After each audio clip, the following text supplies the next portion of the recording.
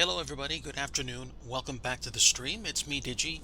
Um, sheesh, been a little while. But we're back.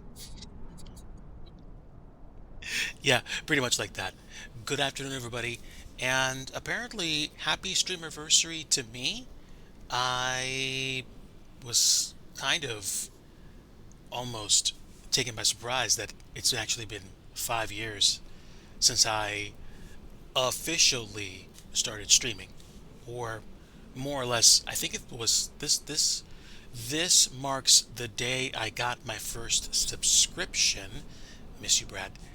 And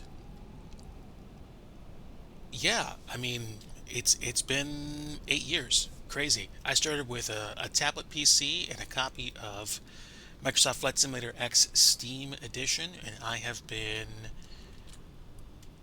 in the streaming hobby ever since. And now we're going to take a chill flight out of Halifax to JFK, and we are at Halifax Stanfield. This is payware scenery that I got a few days ago, and yeah, kind of quiet out here. I'm not on VATSIM.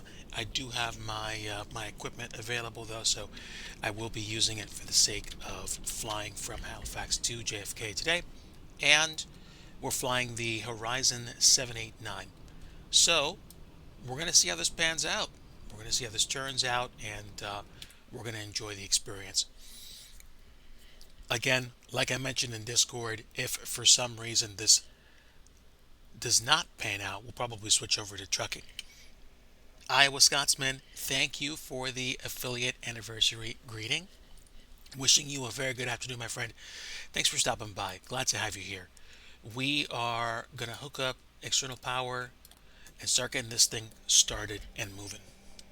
So good. Good to see you, my friend. Wouldn't have it any other way. Somebody's got to add some levity to the proceedings. We are back in FS 2020, and I think I mentioned this before. I'm not in a hurry to use FS 2024 anytime soon. Not because it's absolutely horrible, but just because I've just been having so much fun with FS 2020, and I've also recently done some yearly maintenance, reapplied thermal paste, and I also got a tiny NVMe drive that I transferred X-Plane 12 over to. So X-Plane 12 has its own little, bachelor pad, and the main NVMe drive, the root drive, is now back in a more spacious configuration. So we're in the Horizon 789. This is the American Airlines livery.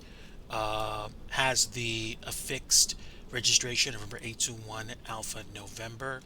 And yeah, Halifax Stanfield. We're on our way out. 8 years flying by quicker than a phenom, right? Nathan, thank you for stopping in. Welcome aboard, friend. We are getting prepped for a flight over to JFK, and I am getting things hooked up.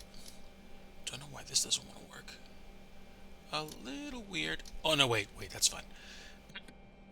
Let's do glare shield, overhead panel. There we go. All right, so the IRSs should be aligning. We'll get the window heats on, and we will start figuring out what we're going to do.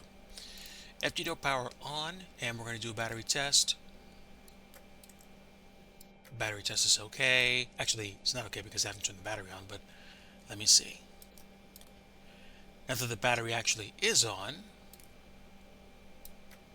that's fine. We'll leave that alone. CVR, FD door power. We got window heats on. Cargo fire's fine. Let's see. Flight deck temp and cabin temp. We're going to make sure it's nice and cold because y'all know my motto, a cold passenger is a compliant passenger. Packs on, and we probably won't have to turn them off for the rest of the point because this plane starts with the packs on. And because I don't know what I'm doing with the hydraulics and electrics, we'll turn these on to auto and we'll leave them alone. Passenger signs to on so y'all can start finding your way in, and I will turn the nav and the logo lights on. Yes, it's the middle of the day. Yes, I don't care. This is a Digi stream. My logo light's on pretty much almost all the time. So, anti-ice will set to auto, and I think that takes care of the upstairs prep for now. I want to say for now. Let's go back downstairs and start getting ourselves set aside. Did I forget to do anything else with the plane? Probably. Let's see. IRSs are on. Electrical is on. APU isn't generating, but it should be on. External power is on. Let's see. Window heats, hydraulics. Auto should be what I need. And we will take a look at the fuel loadout shortly. But let me just make sure everything else is activated the way it's supposed to be. Why would my why would my avionics be turned off? Probably because I don't actually have this thing hooked up to ground power yet. We'll go ahead and we'll take care of that shortly.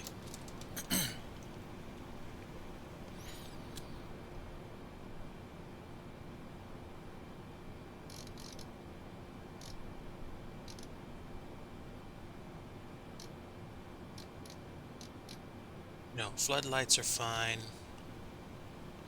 I think that's fine.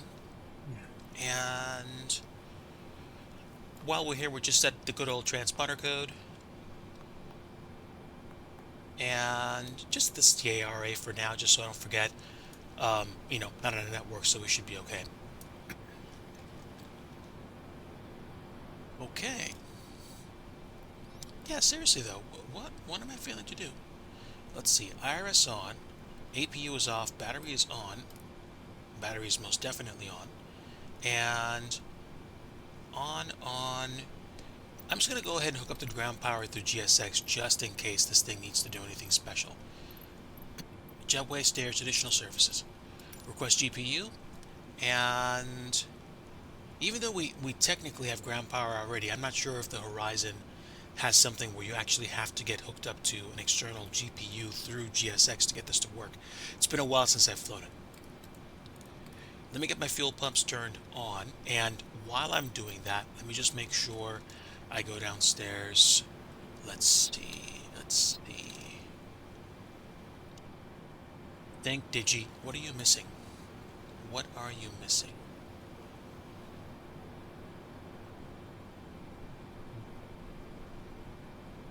MCP is not lit. It's backlit, but it's not turned on.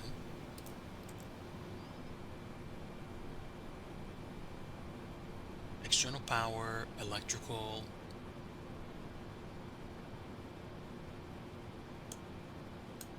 Yeah, emergency lights are armed.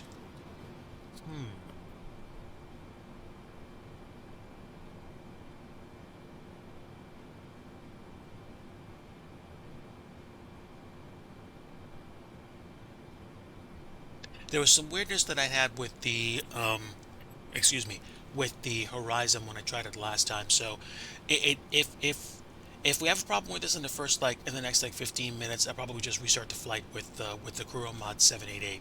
But I was looking to give us another shot. I'm gonna turn the electrics on and the hydraulics as well. Nope, that's not it. Usually I don't bother turning these things past auto, so you should be fine. And engine anti-ice. No.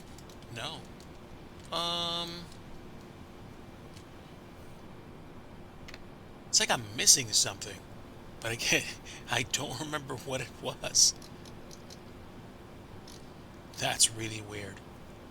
Really weird. Okay, what I might do is I might actually swap into the Kuro, and then we'll just deal. So let me think. The safest way to do this is by going back to the main menu and starting over. So that would probably be correct. But let me take 2 more minutes and see if I'm missing anything. Flight control surface is normal, heading ref normal, IRSs are on, primary flight computers, that's auto, the battery is on. Why is this dim? External power is on. So, is there something that I'm failing to do?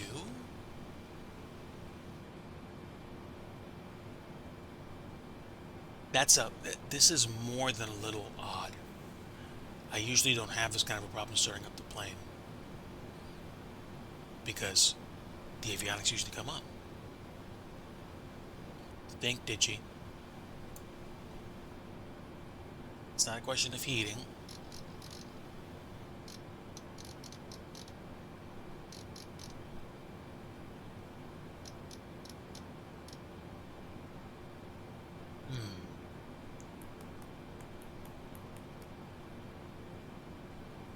No, no. I think there's something wrong with the plane. I either need to update my version of the Horizon Sim, or Horizon Sim is now permaborked for FS 2020. I don't have the 787 in 2024, which is why I fly it in 2020. But yeah, I think we're running into a problem with it somehow. I mean, I'm hooked up to ground power. I even requested ground power through the GPU in GSX.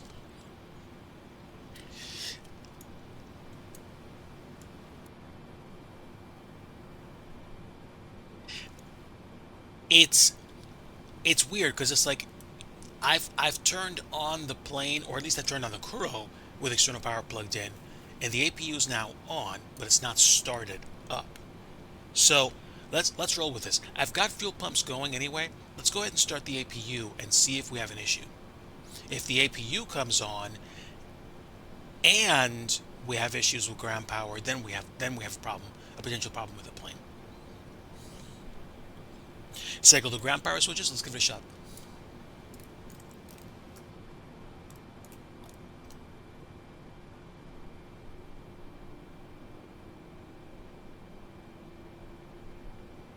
Okay, just cycle that. Nothing.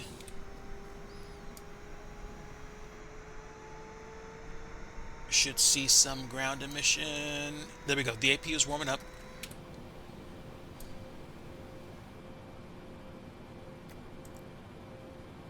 APU gen is now on, but the screens are still off. So, what am I missing?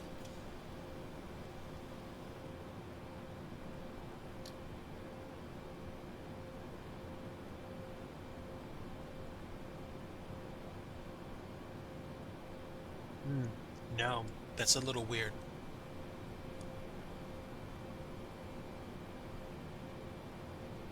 I think it's the plane. I think it's the plane, and I can most likely test that right away. We could theoretically do this flight in the 7810, or we could do it in a Kuro mod in the 788. So let's go back to the main menu and swap into the Kuro. Unless you guys want to see the 7810, which I haven't flown in a while, and that's in house. So I don't necessarily care about that. We could fly the limo.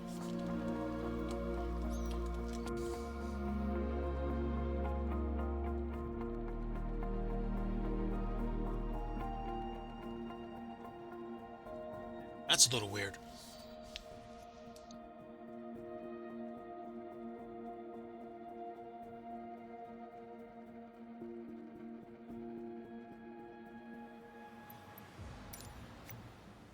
I'm gonna have to double check the version of the Horizon that's available online. Let me think. What the hey? Let's go old school. I have.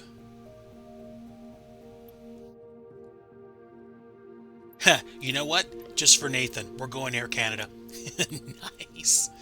Okay, so we're gonna go Air Canada, November 820 Alpha Charlie. Air Canada 197 Heavy. And same thing. Let's go ahead and let's pick gate 15 and try it again. So now we're going full out stretched limo to JFK. And that's fine. Let me update my flight plan. Give me a bit. November 820 Alpha Charlie. And we're going to regenerate the flight. Pull it back up.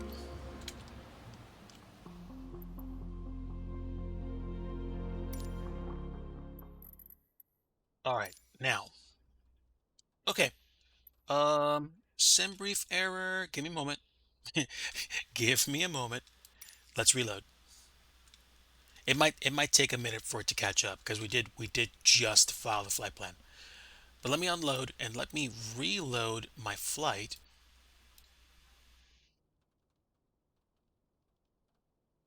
Did I? No, that's why. Okay. All right, hang on. We'll try that now. We're gonna use the 7810. I didn't update the chassis in the flight plan.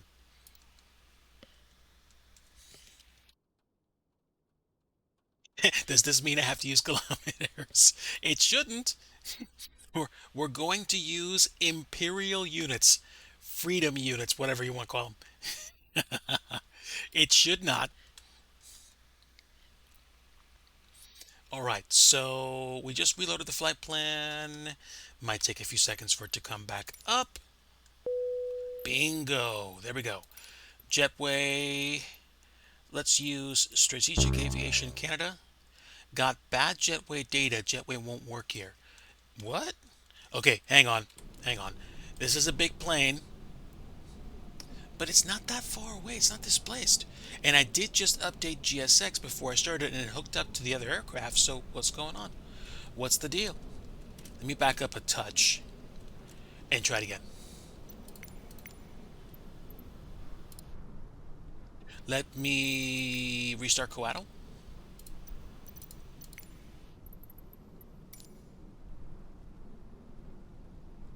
All right, give me a bit.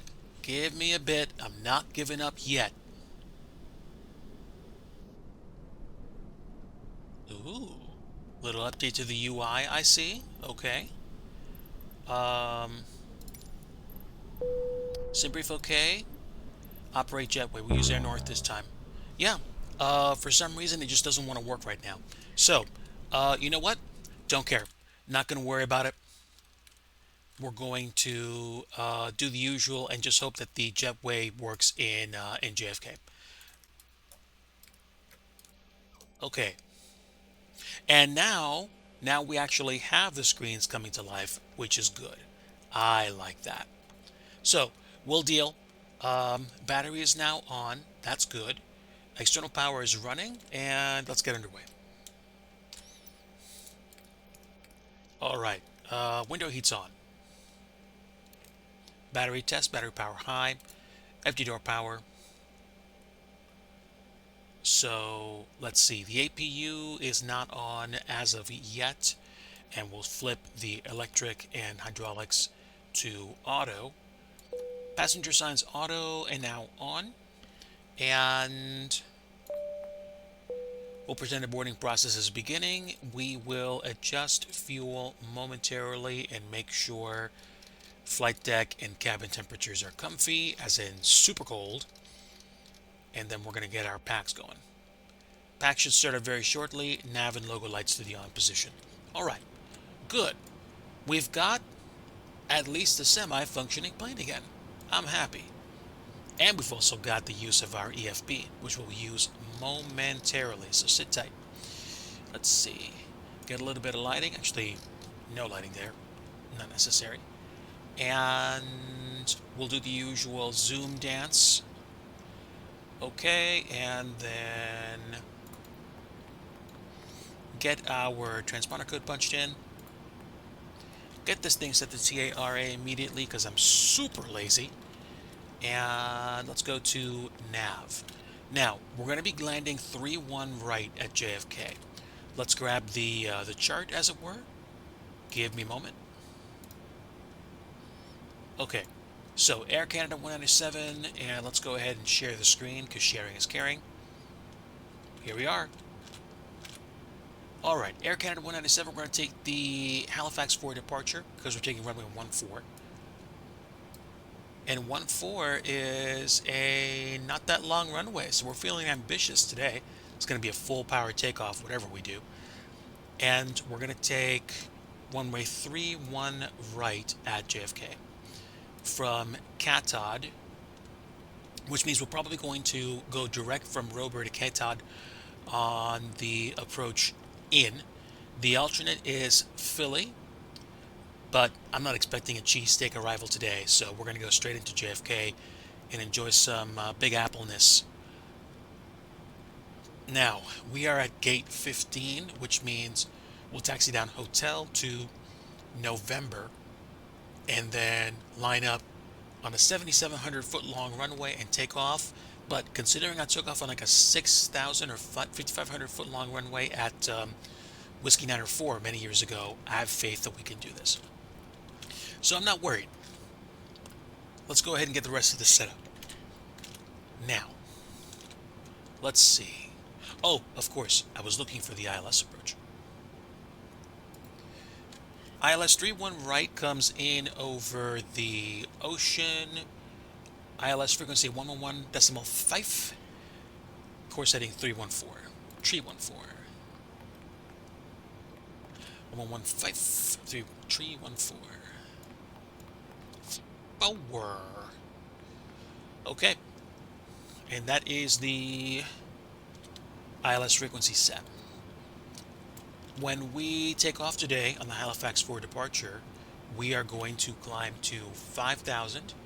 Now, I could just, get ultra lazy and override that and say, you know what, I don't care. We're going to climb to our cruise altitude of 40,000 feet, which we could theoretically do. But, you know what? We'll play it by the books. We'll climb to 5,000, do a quick inspection, make sure everything's good, and continue our climb. Might come in handy. But let's go ahead and start working on the flight plan. The IRS should be aligned by now, and we should have good AIRAC data. So, Charlie, Yankee, Hotel, Zulu is our departure.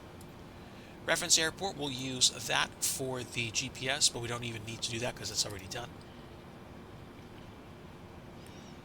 Ye old NATO numbers, you got it. Okay, origin, once again, Charlie, Yankee, Hotel, Zulu. Definitely the poutine team today. And flying to JFK. Hopefully everybody had a good Thursday. Flight number, Air Canada 197. Ah, dope. Alright, activate, and we can go to Performance Init right now and follow the briefing to get our numbers. Briefing preview. Briefing preview is going to be... Actually, you know what I forgot to do? I forgot to get my flight bag set up. Alright, hit the initialize flight button, and now we're going to go here. Airport search. That's interesting. Got the FMC data. I don't think I need to do the airport search stuff, but conditions are definitely wet. Winds right now, the winds out of Stanfield, winds are 130 at 14, gusts 22. So 130 at 22, outside temperature 7. And the QNH is 29904. Okay. Thrust rating is going to be max. Like takeoff. And flap config, I might do flaps 15, but I think I'm going to go with flaps 10. It should be fine. Anti-ice config, it's going to be engine auto, and takeoff weight that we have in the numbers is supposed to be, let's see, 393.1. Zero fuel weight is going to be 363,300. So, let's see, CG. This doesn't calculate CG for me. Am I missing something?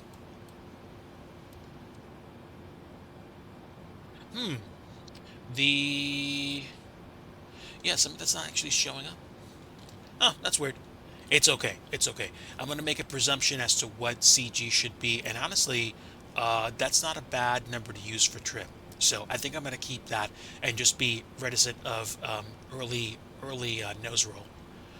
So that's good. That's good. What does that mean for my numbers? That means I know what my zero fuel weight and my takeoff numbers are going to be. So we're going to punch those in right now. Zero fuel weight, and we're going to use the internals. Wait, was there an option to set the fuel in there? I didn't I didn't bother checking.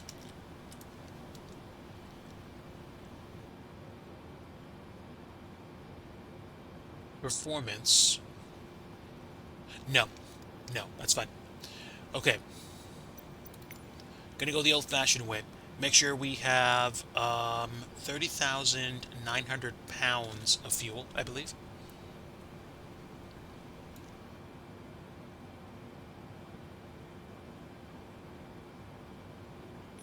Wow, that's not a lot of fuel.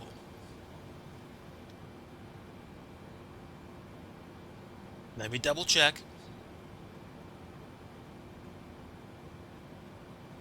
It's a short flight, so that kind of makes sense, but am I reading those numbers wrong?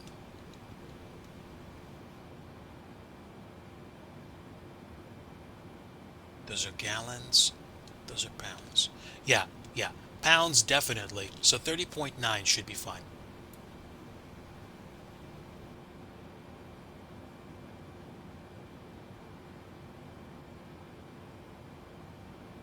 And a little bit over is fine. So 31, like an extra couple hundred, which is going to be burned up by the APU usage anyway. So payload, 62,100 pounds. Little over, so that means that the, let's see, empty weight is 2987. Why is the zero fuel weight 363.3 when this says 2987? That's actually interesting. Now, let's have some fun with the fuel.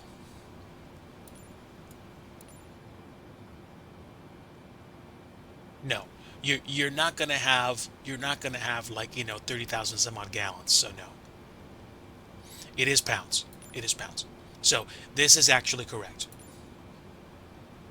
Yeah, yeah, there we go. That definitely clears up the discrepancy. We're good. Now, reserves with this, we should have at least 4.3 thousand pounds of reserve fuel. So we'll put that in. And cruise is going to be 400. Come on. There we go. Cost index for today's flight is actually 29. And that's it. Cruise CG 6%. Let's see what the actual CG comes to. Let's see. Cell temp. Cell temp. Where's my cell temp? Come on.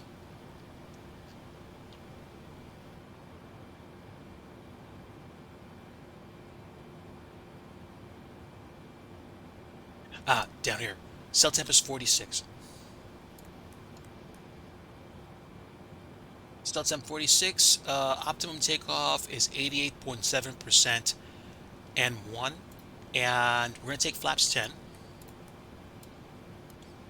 And CG is actually 4.5, so that's actually way over. I was way off.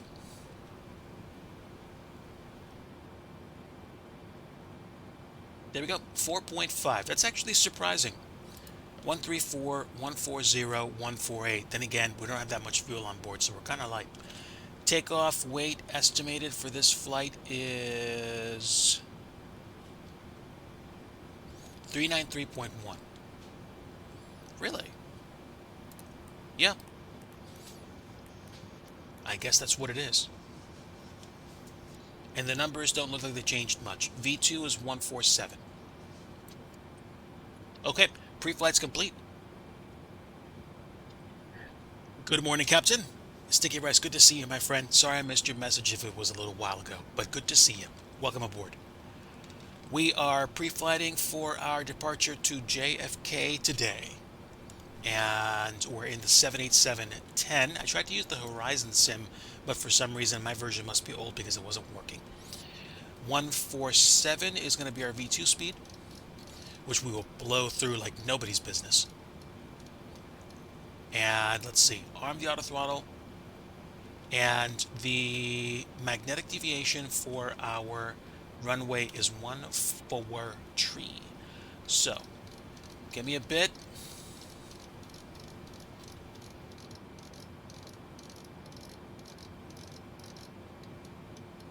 There we go, 143. And there we go. LNAV and VNAV should be fine, unless there's something I'm missing. Oh yeah, there's the thing about actually setting up the flight plan. Go figure. Huh. Could have had a VA, Digi. Could have had a VA. Okay, we did actually choose that. That's fine. And the arrival is going to be the... What did we say? The Ocean 5? Did I miss something? No. That was when I was going to Boston. Parch 4. Parch 4. Parch 4 and 3-1 right is our designated runway, with CATOD being the computed top of descent is before top of climb, confirm cruise altitude. 40,000. This thing can get up there. The question is whether or not it's actually going to happen during our flight. That's the deal. So, go back to legs, and we're going to go, let's see, direct Acadian. But did we choose the departure? No, we didn't actually. Okay, stand by. There we go. Vectors, then Acadian.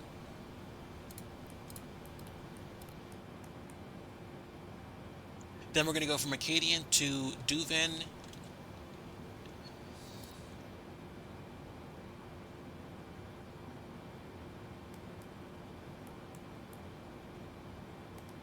Almost.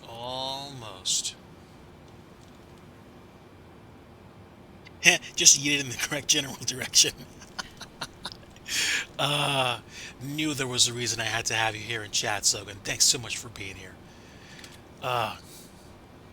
Just fire the engines. Go that way. Between quotes, that way. Be fine. We'll be fine.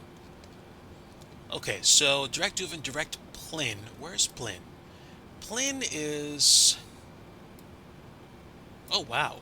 The arrival actually skips a few waypoints. So we are going to pick Plyn.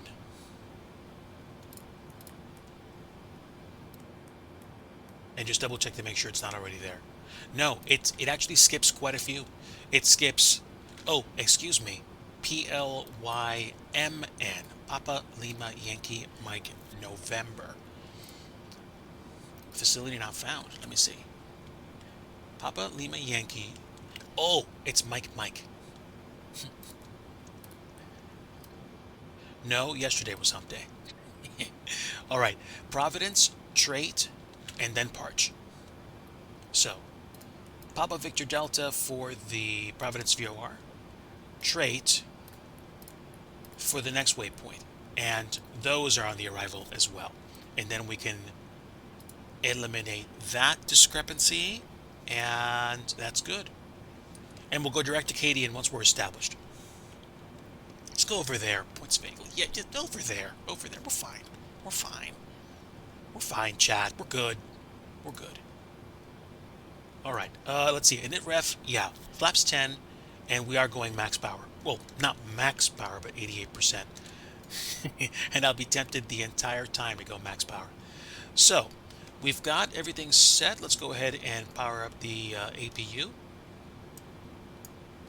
Oh, also, let me just double check. Yeah, center tanks are empty, so we're fine. Oh, and guess who forgot to actually turn on the, set the anti-ice to auto? This guy.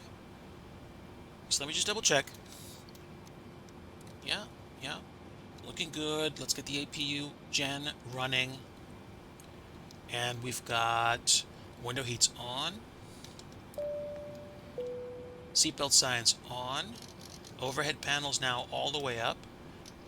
Dome light can come off. Beacon lights on. Yeah. Fuel pumps are going. And packs auto, they can stay that way. Pressurization is auto. ELT is on. We should be good. And once the APU gets done firing up, the ground power will be auto disconnected for me. There we go. So let's see. Doors will go to auto when we begin our pushback. Temp should be fine. Fuel 31.3, so a little bit of insurance there. And yeah, APU is running. We'll get the flight controls checked shortly. Whew.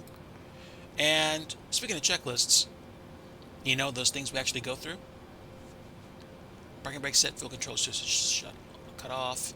Let's see, passenger signs. MCP is set 147V2, heading track 143, one forward tree, and initial altitude is 5,000. Takeoff speeds are going to be 133, 139er, and 147.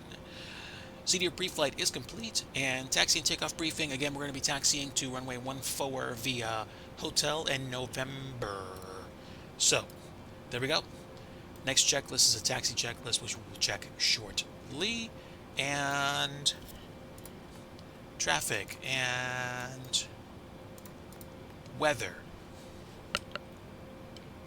Look at you with the checklist briefings. I know. It's like Digi with checklist. So cute. Okay, but we should be fine. We should be fine. All right, let me get the range on the fish finder set to 40 nautical miles. And do we actually have any traffic in the area? I do not believe we do, at least not right now. Let me double check to make sure. It is running though. It does look like it is, so we do have FSLTL running.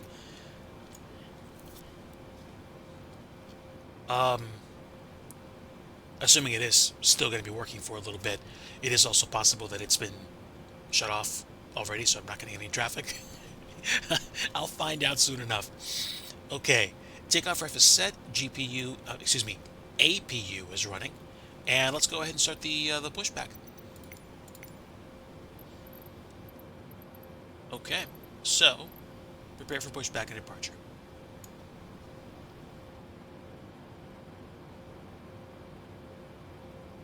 Let me double check my sound because I'm not hearing it. Hello, Captain. We are ready for pushback.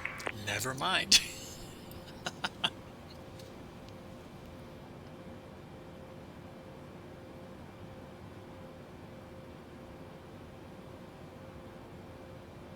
Take your screenshot, Discord channel for proof. Oh, here we go.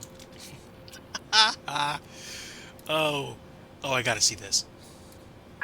Departure checks completed. Bypass pin inserted. That was funny.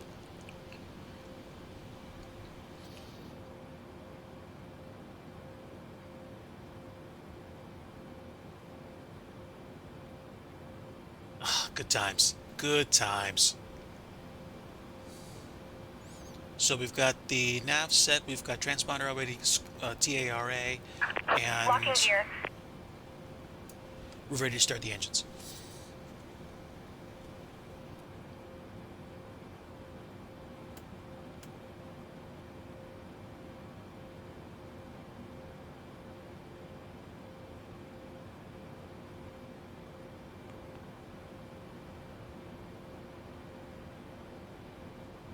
Okay, getting the nose wheel set up.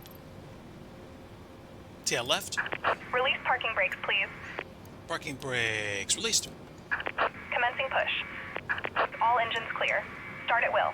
Off block time is 21:26 for about a 2-hour block time experience. No idea why they're pulling me forward, but that's fine. Let's go ahead and start up engine number 2. Número 2.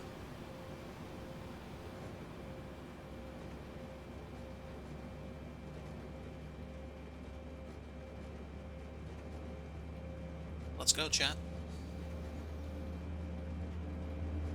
Give you guys a little extra taste of the startup process. As always, folks, let me know if it's too quiet or too loud. I'll try to adjust volumes as necessary. Usually it's my microphone that's the quietest.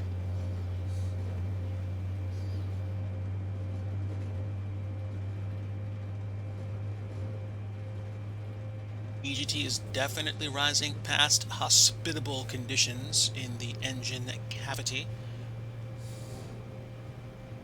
And now I can start engine number 1.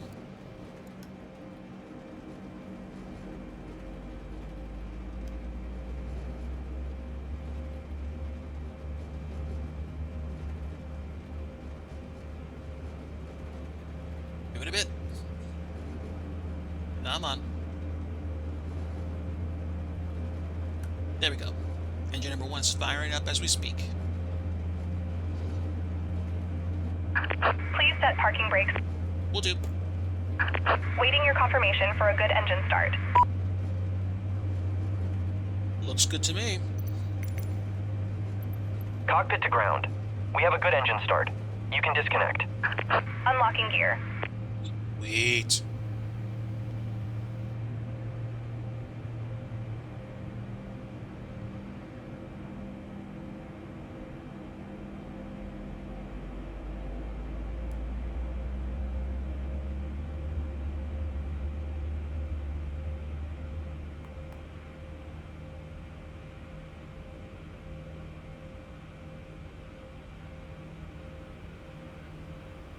Alright, quick flight controls check.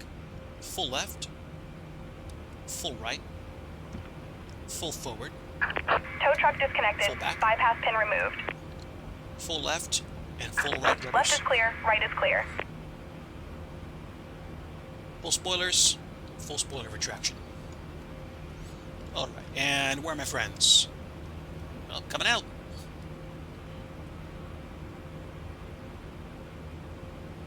Looks like the rain passed.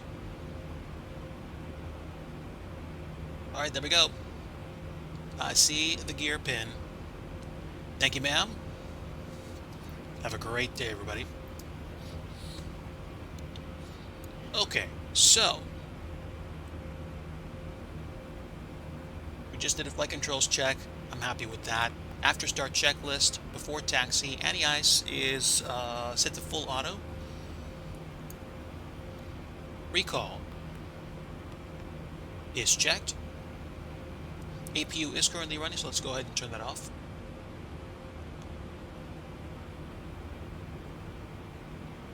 Auto brake, RTL. Flight controls checked. Ground equipment is indeed clear. Nobody around us. APU is now off. Okay, so that's a good checklist, and let's go ahead and get our light switches set. Mostly cloudy, so we're definitely going to get a little extra lighting on the ground here, and that should do us for now. So, parking brake release, let's get underway.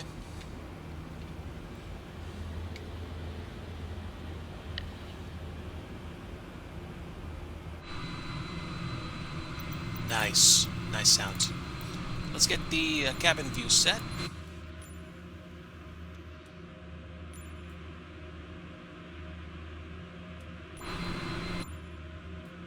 I don't know. I kind of like looking forward, but I know the terminal is going to be towards the right side when we land. So let's do external 12 and keep it there. Okay, meanwhile,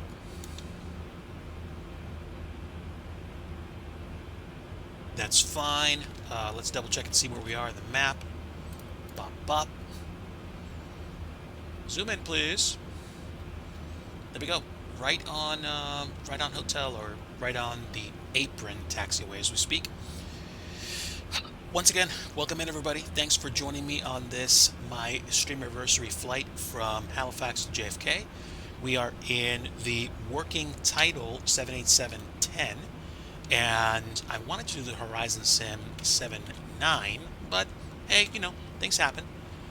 I'm actually kind of glad that this happened, because this will give me a chance to, you know, use this big guy, which I don't fly often. I mean, the 10 is one of my least flown planes now, which is ironic because when 2020 came out, the 787-10 was what I spent almost all my time flying. I was a huge fan of the Heavy Division mod that made it way more palatable in terms of flyability, and it really came through in the clutch, so I'm happy. Okay, let's get the lights up, nose light off, taxi light, strobe lights, wing lights? What the heck. Flight attendants, please take your seats for departure, thank you. Okay, what am I missing? Anything? Nope, nope, I think we are configured for departure. The clock's already ticking, I don't need to mess around with chrono. We can just go ahead, line up, and get out of here.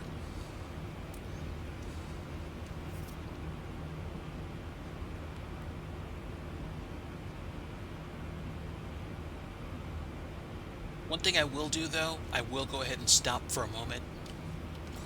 I'm going to go check the flight plan, take the initial vector away just so I can see whether that was actually blocking LNAV from engaging. So give me a moment. Init performance is done. And let's go ahead and hit the LNAV button one more time. No, actually, that's a little weird. Let's see. Oh, duh. Flight directors were turned off. Clunk. Could have had a V8 digi. We should be fine now. Okay, parking brake release. No traffic. 0. Look the other way. Nope, we're fine.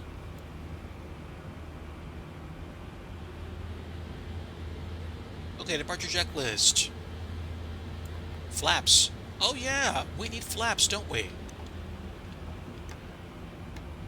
Okay, flaps at the 10.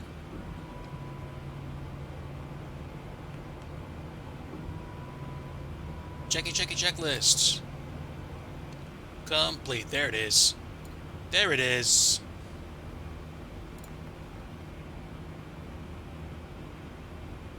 And there's my fuel readout.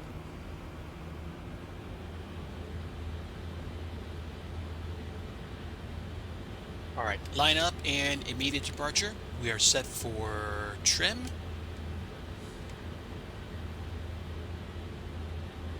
.3 stable.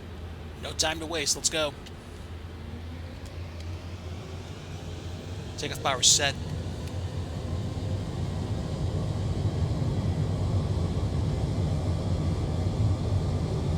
Ooh, looking pretty.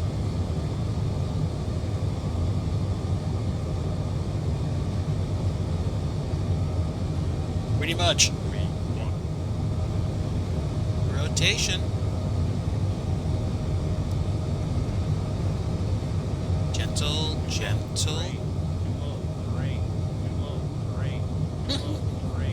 Nice. Positive rate. Gear up.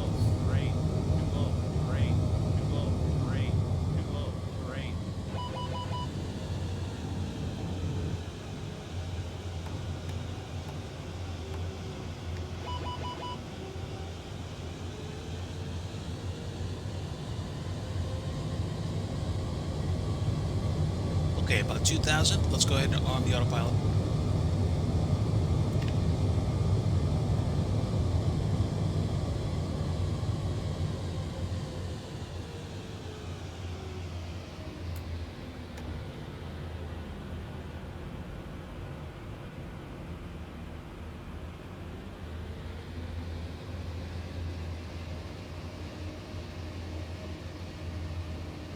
Good stuff.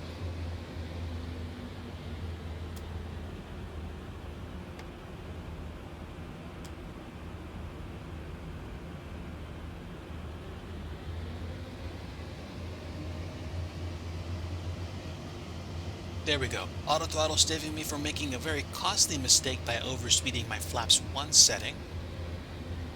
Although we technically should be higher than where we are right now. Don't know why VNAV doesn't want to do it. Let me just double check the departure. Yeah, no restrictions. Alright. Full send on the climb, please.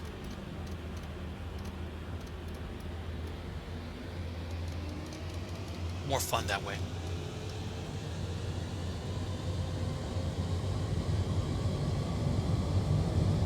Okay, so the departure checklist is now completely complete.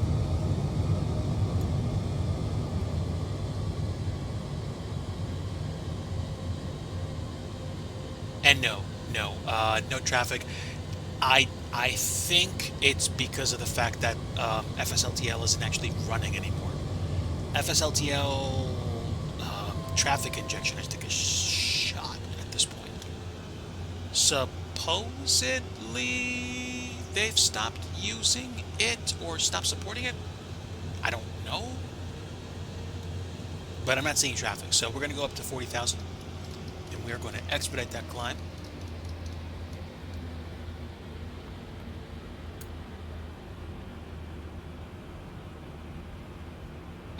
Strange.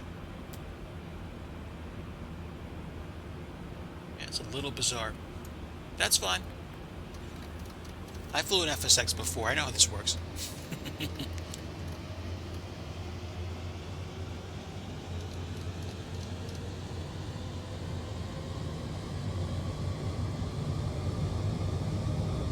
Ooh. Let's get out of here.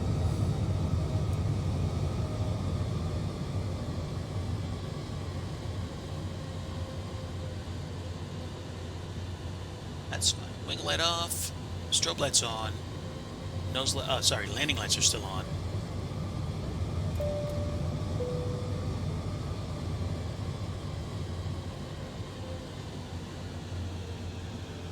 Fortunately, this thing has just these beastly engines.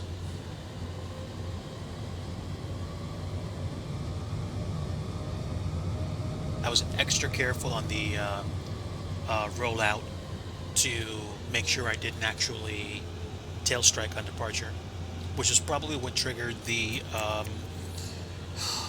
too low warnings. Because I think I temporarily like touched off and then like touched back on the ground again. That dip further down the runway. That must have been what did it.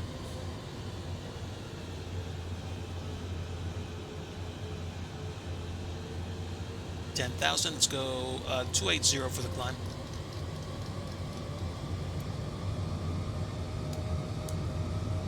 Landing lights are off. Taxi lights off. Strobe lights on. And flaps are fully retracted.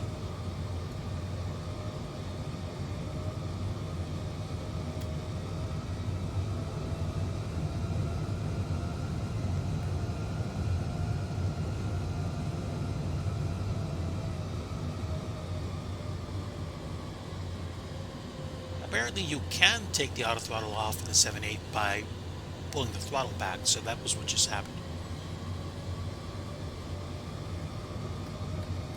Let's go back to, let's see, 2,800 feet per minute.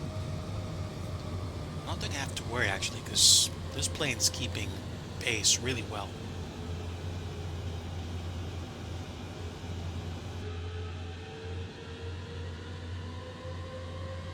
Oh yeah, we're climbing.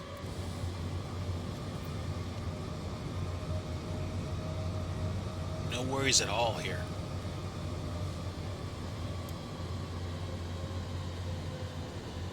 Pretty sure that's what happened. Let me just double check something online.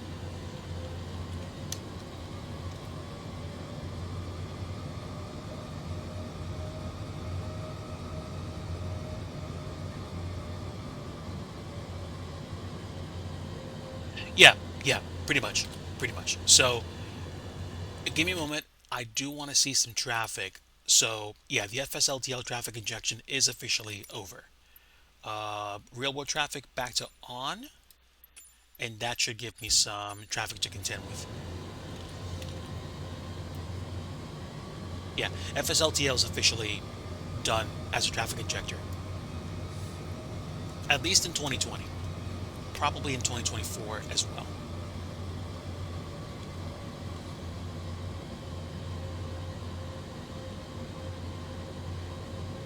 Don't see any traffic within 40 nautical miles of me.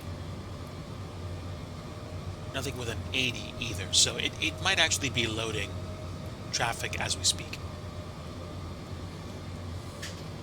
But that's fine, we're past flight level 180, back to standard pressure.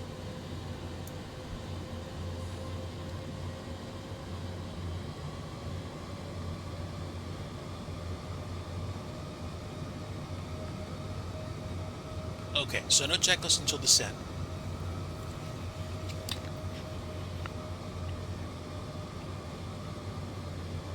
So that's it. I can put my flight stick down for a little bit. All right.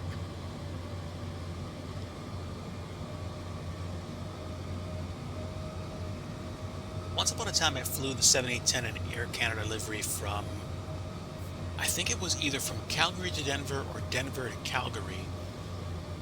like the first year that I had it, which is fun. All right, let's take the volume down a little bit, take you guys outside, get a look at the livery. Oof, look at that. So nice.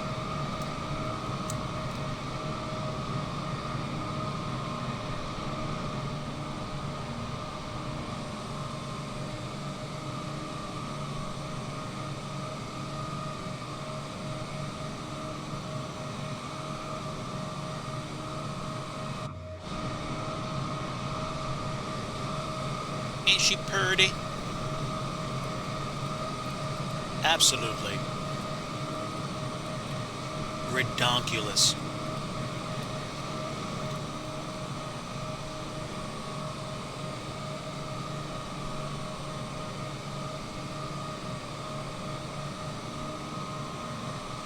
That's wallpaper right there.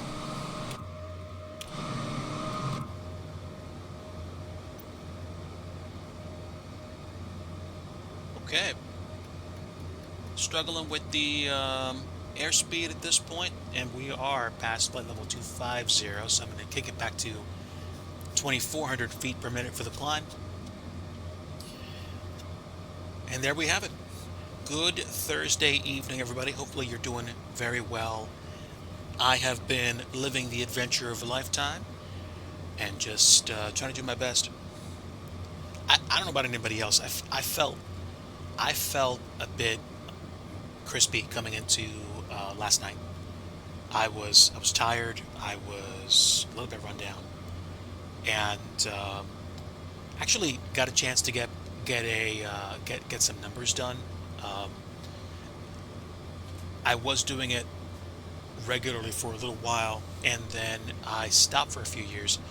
So I went to go get my numbers done just to see how I was doing, and so did Mrs. Digi. We learned some things, or at least we've seen some things that I'm going to be paying attention to over the next year. Definitely want to eat better, so Mrs. Digi is going to be helping me with that. Steve, it has been a long time. It is good to see you, my friend. Hello. Welcome. Whew. Been a while. Glad to have you back with us. We are flying the 787-10 from Halifax to JFK. Today's flight is going to be probably relatively quick because the top of drop is probably going to come up really fast. Let's see. Top of drop is in a little over 40 minutes from now, I would say. And then literally JFK is like 30 minutes away past that point. But it's a quickie. It's not that bad a flight.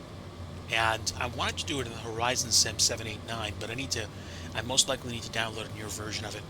The Kuro Mod 788 is fine. It's like the sports sedan of the 787 family, so it's okay. But I haven't flown the working title 7810 in a long time, so this is actually kind of cool. You'll be flying American 3004 this evening. Nice. That's fantastic. Yeah, so I was just catching up with chat, letting people know, hey, my health is not where I'd like it to be, but we're going to take it a step at a time and see what happens. Also, just chilling out, taking a break for a few days. I'm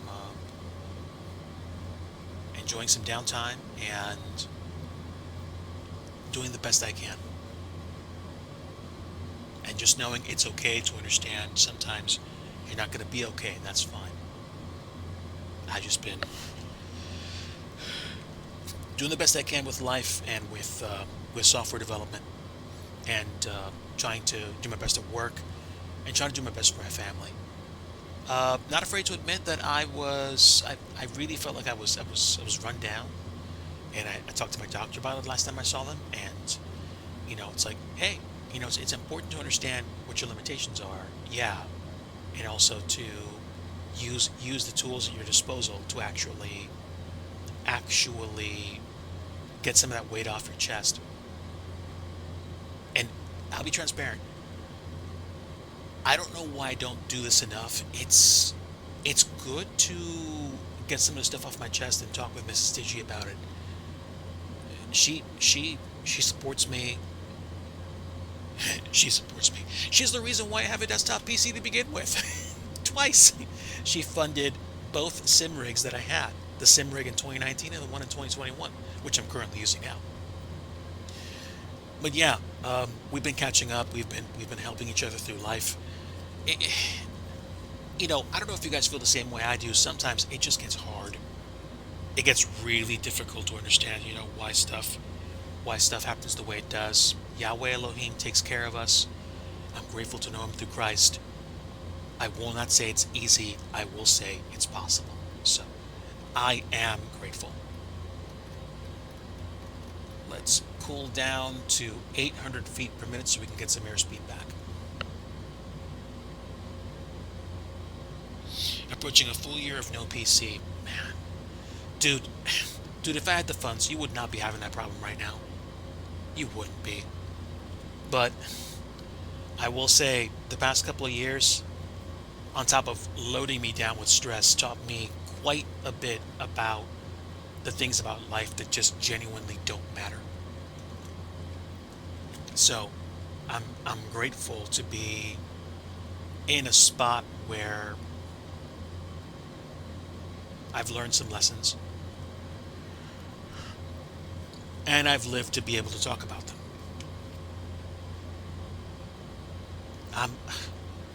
Mrs. DG is definitely a good woman, I'll tell you that right now. So patient with me, so forgiving, gracious, and wanting to help me deal with life. Wanting. Hashtag blessed, hashtag Yeshua did it, dude. Jesus is my rock.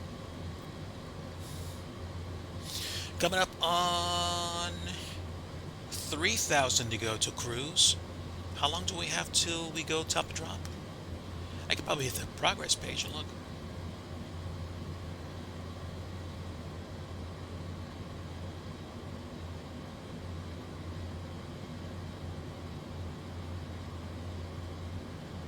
Yeah, just about 45 minutes to an hour. That's cool. Alright, I'll let the flight attendants control the fasten seatbelt signs at this point, and we will just finish climbing and chill. I could probably do 1,000 feet per minute at this point and still be fine, so that's okay. Mostly cloudy up here. Probably going to be cloudy in New York when we get there. That's fine. Looking so nice out there. This is real time, so we're chasing the sun down to JFK.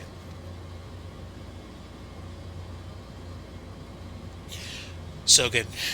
Truth. Seriously. Like, there's so much other stuff that's going, like, that could be happening to me or around me that I'm grateful isn't. Or I'm saying, like, my stuff. It's not that my stuff pales in comparison to other stuff going on. It's that, what I'm trying to say. It's that I'm grateful for where I am. Oh, Steve, this is 2020. I have 2024 as well. I'm just not using it right now because I wanted to fly the 787 and I don't have the Premium Deluxe version. Theoretically, I could have bought the Premium Deluxe version a couple of weeks ago, but I chose not to for a couple of reasons. One, didn't have the space on my drive at the time. Now I do. Two, I didn't see much of a difference between what I was flying in the sim and what I was flying in 2020. It is true that 2024 definitely has a bump in graphics fidelity and textures, and I need to get myself back into scenery dev mode. But today was just a down day, so I'm happy to actually be chilling out for a bit. I might actually do some work in scenery dev tonight. One of my friends, Eric Flight, was working on a piece of scenery for I think a virtual USA Club fly-in coming up shortly. But he was stuck, so I was giving him some help after hours to try to figure out what was going on with his texturing and stuff, and he was actually able to get it put into the sim. So I don't know, maybe I'll be able to take a test drive of the scenery before he actually makes it available to people. No, I hear you. I hear you. And when I decided to get FS 2024, my literal decision was I can't see myself buying Premium Deluxe right now because I don't have the money to spend. Like I could barely afford to buy the standard version. And honestly, I'm actually still pretty happy with standard right now. Number one, I want to make more airports anyway, and number two, the plethora of aircraft that it comes with includes 738 Max and more than a few Airbus aircraft like a Neo and an A321. So so I'm good. I'm good. Would I like to have a 787 in 2024? Sure. Did I want to spend about 140 bucks to get it? No.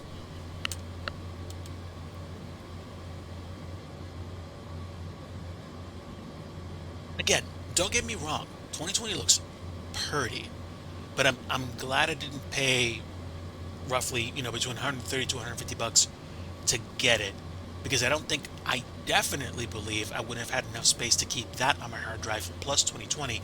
And I do want to finish dev work on 2020 for like one or two more airports before I go all in on 2024. And based on based on my continuing dance with income at this time, I'm probably not going to go all in on 2024, as in getting rid of 2020 anytime soon. I'm probably going to ride 2020 all the way to the end of the line, and then consider switching over. Not consider switching over, but consider investing more in 2024 later. Now, again, like I said before, I have X-Plane 12 on a separate, smaller NVMe drive now, so it's got room to breathe. I said X-Plane 12, right? Yeah, X-Plane 12, and I have the Auto Ortho that I downloaded on my plate drive. So stuff is spread out at this point. And if I take a look at my hard disk space,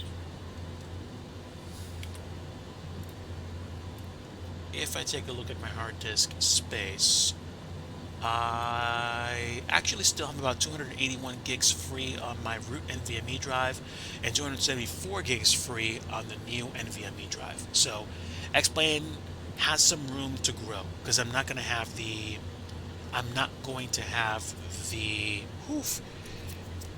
Ortho on the same drive. Xplane 12 has really come of age. Really come of age. Like, I wasn't sure about it at the beginning, and I liked how 2020 looked when 12 came out, but 12 does something different in simming. Besides the, blade technology for winds and stuff, it does something different. Not only can the weather take you out, but when you hook up with like an ortho streaming service, like I think XP Enhancer, or in my case, Auto Ortho, and you take care of some of the other stuff, I don't know. I feel like you really get the experience of flying the plane because, I'm not dealing with GSX and X-Plane 12.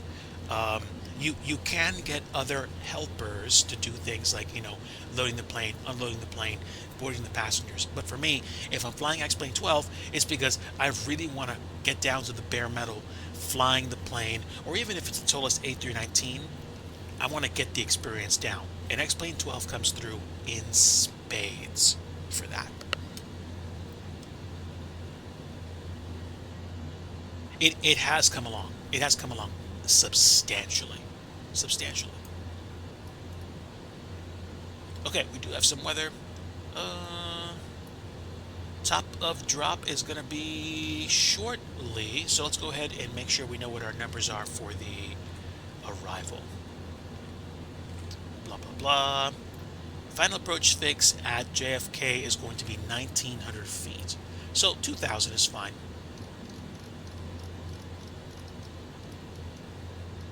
2,000, and there we go. That is Zulab on the ILS. And the beam goes out for about almost six miles from the runway. So that's fine. That is fine. Current conditions at JFK, winds 220 at 7. So why am I flying into 3-1 right? Good question. Well, the crosswind's not going to be that bad anyway. It is raining though, so we'll take what we can get. I'm also, ooh, look at that. Look at that. We do actually have traffic again, so that's fine. Probably about 40 some odd nautical miles out of off my current nose, so I'm not going to see anybody. Map enhancement and Sim Heaven. Yes, I have Sim Heaven. I have Sim Heaven X America and Europe. I have Auto Ortho, but I haven't tried. Map enhancement yet. There's also something called XP Enhancer or whatever it's called that I believe streams Ortho. Map enhancement might be the new name for it. But yeah. I actually shook X-Plane 12 down with a flight once I transferred it to my new hard drive. It's nice. It's nice. Had a bit of a slammer of a landing into Boston when I flew, but I had a good time. Yeah, X-Plane 12 is a different beast these days. I'm glad I have it. I do not regret paying $60 for it when it initially released in September of 2022. I do not regret that because now it's like $80. I'm happy about that.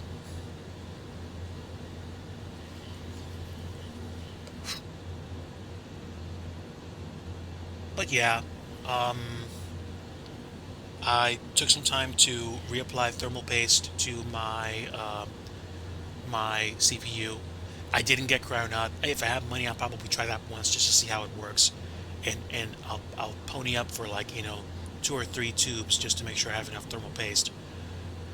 But I use Arctic Silver, and let me actually take a look at the numbers right now. I reapplied thermal paste, so I did kick the thermal throttle limits off.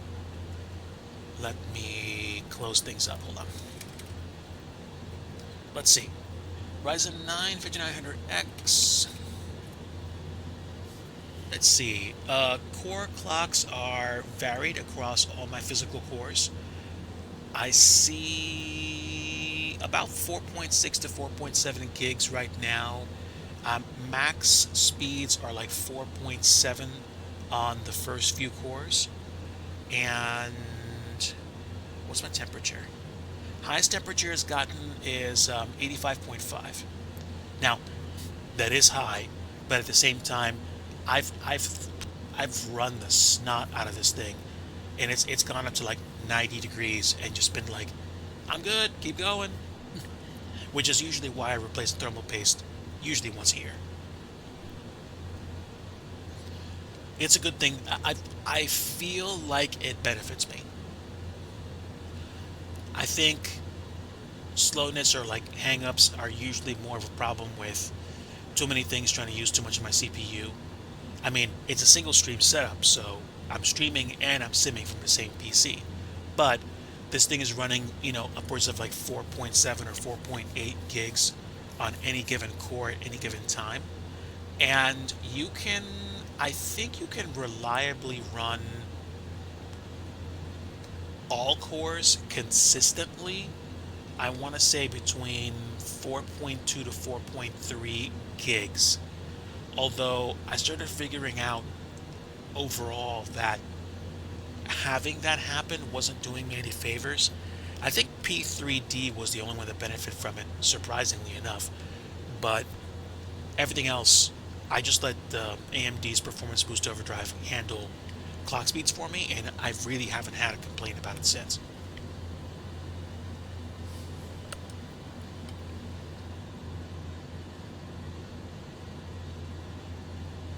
Yeah, yeah. I think the next time I go with thermal paste, I might try that and see what the numbers are.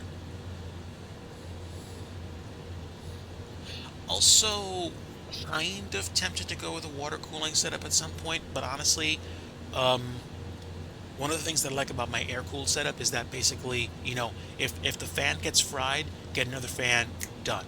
With water cooling, there are more variables, so I mean, I'm sure there's a lot more quality assurance applied, but at the same time, if there's a problem with any particular component and the whole thing goes down, then now you don't have cooling.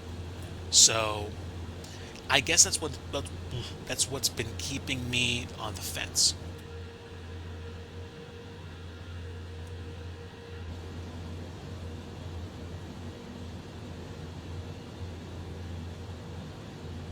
Benefits of water cooling but without the hassle. I might look at that again.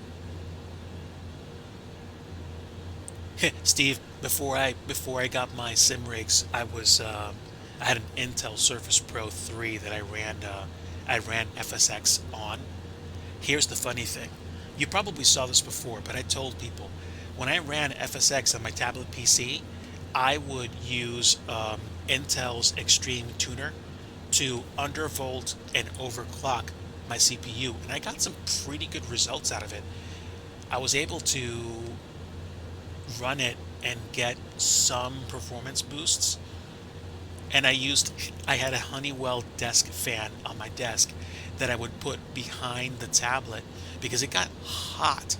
So when I ran the fan, it actually cooled down my system enough to give me more performance. Like, there was a noticeable difference. And here's the funny part. The obvious benefit was I was getting air in my face, and I was just chilling, hanging out. I could game anywhere, so Mrs. Digi was like right next to me. So the funny part was whenever I'd finish a flight and turn off the fan, it's like, whoa, the room got warm, which is cool.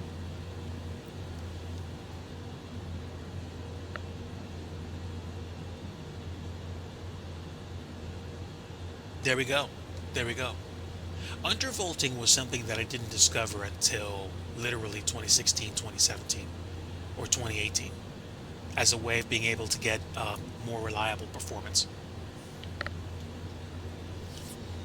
It was strange to think the concept of actually not giving all the voltage to I guess the CPU to because it wasn't needed. I guess I might have missed the point of that, but it worked. It definitely worked.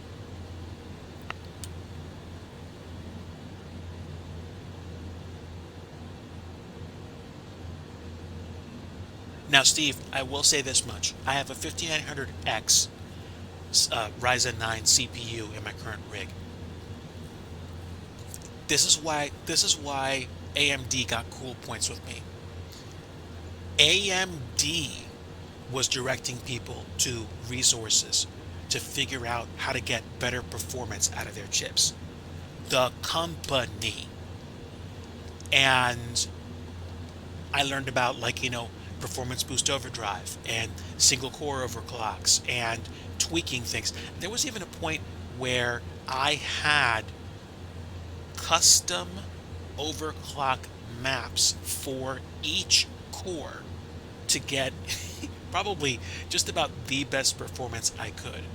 Then I think I upgraded the firmware on my BIOS and I said, nah, I'm gonna let the computer do it. And it takes the voltage, I think, and heat numbers right up to motherboard limits. Ever since I did that, I haven't had to worry about a single custom map. Now, there are steps you have to take when you go into Performance Boost Overdrive, and if you're not careful, you can boost beyond actual limits, but I let the boost clocks be managed manually, and I let the motherboard be the single source of truth for overall heat dissipation. So the computer overclocks it for me. So basically, I just let the computer do what it wants, and when it wants more performance, it goes. And literally, I ran a Prime 95 stress test. Like the worst torture test imaginable. It has one of those options where it says max CPU usage. It pegged it at 90.5 degrees. 90.5 for 5 minutes solid, or just upwards of 5 minutes solid. And I'm like, oh, okay, boom.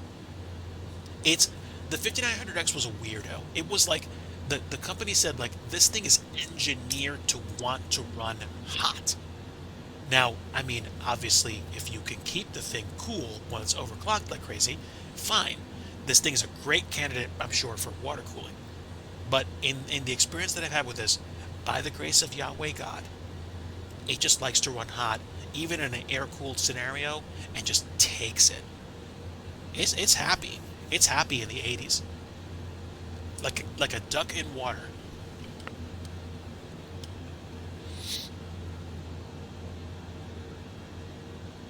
Yeah, yeah. Honestly, Sogan, I think AMD came back and said we're taking the overclocking crown, and we're running with the ball. They completely and utterly said, nope. You want a CPU? Come with us. And I mean, like Intel doesn't necessarily have to compete if it doesn't want to, in the sense that it's diversified itself.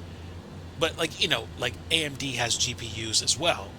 But I'll say this much: if you're looking for max performance for the buck, I don't see a reason to go Intel right now.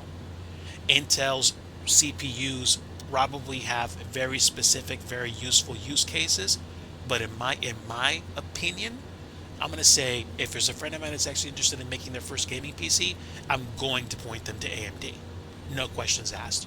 Unless there's a way for them to get an extremely good deal on Intel Silicon. Whoo! Huge perf gain.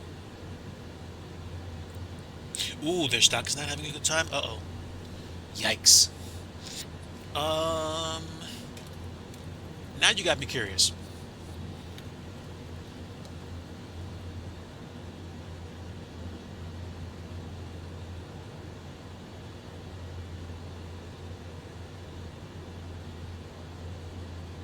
Let's see.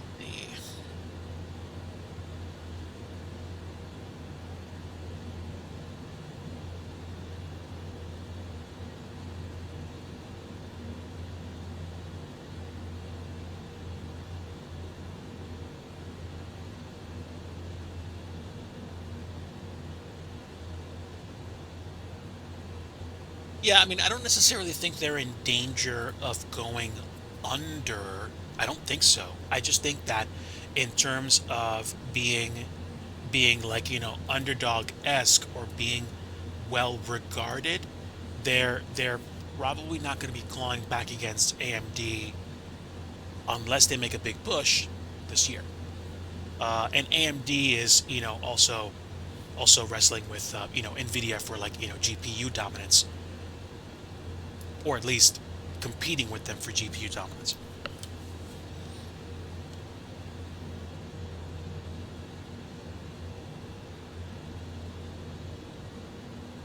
I had my first AMD was a Ryzen 5 1600. Um, Reliably, I could overclock that thing to 3.9 gigahertz max overclock, and that was with the Wraith cooler that it came with, and also with the bigger air cooler that I had, the Evo 212. Um, there was something that happened whenever I tried to overclock it to actual 4 gigahertz. I think the voltage limits on that chip. There was a hard limit. You couldn't cross 4. You couldn't cross 4 reliably. And while most of the time X-Plane ran well at 3.9 gigs on the 1600, there were the oddball times when my CPU crashed flying into a place where dynamic traffic was like all the way up, like Amsterdam, for example. But the 1600 was a pretty robust chip. I think it was like built for 720p gaming. Actually, less power draw. Nice, dude. That's good.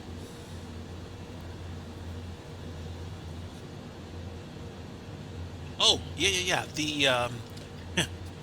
Speaking of GPUs, the funny thing about this is the 3060 Ti has like GPU temps that are considerably cooler than the than the old 2060 Super that I had in my first one, which was like it ran at like 80, 85, 88. I had to get the MSI Afterburner mod to make the fans run all the time because it just wanted to get hot and stay there. Now, I mean, I also ran it with the case open because I had the mistaken belief that by exposing it to the air, it would cool down more, and I think it cooled down a bit, but not as much as like say a true, through and through venting and fan based solution. I only had like one fan on the thing, so basically it made more sense in hindsight, I'm thinking, to have the case open. But my current rig has a fan out the back, three fans in front, and two up the top to evacuate the heat that's in it, which is probably why it does okay.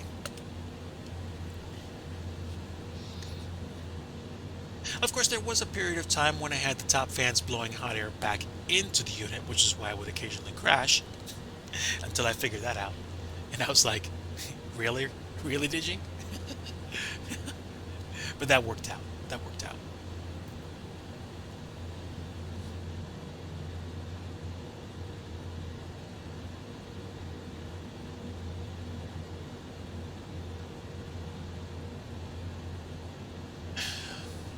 Tonight I might spend some time messing around with the microcontrollers that I have installed.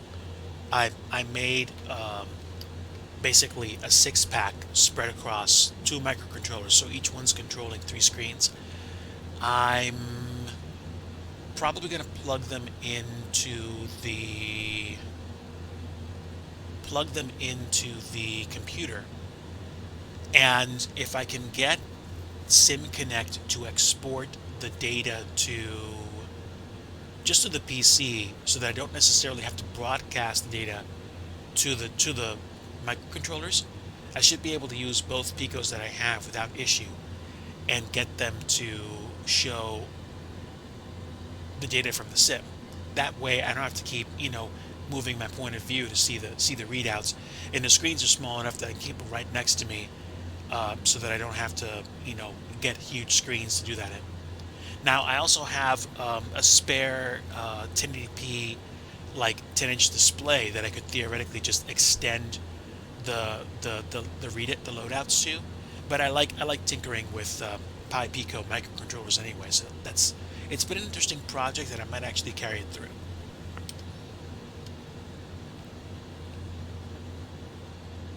Nothing in the way of moving air. Got it. Got it. And I mean, you see your typical, tech review videos where like you've got guys installing, graphics cards and CPUs onto a motherboard that's just out in the open air. And in one sense, I almost wonder if like completely open setups are better.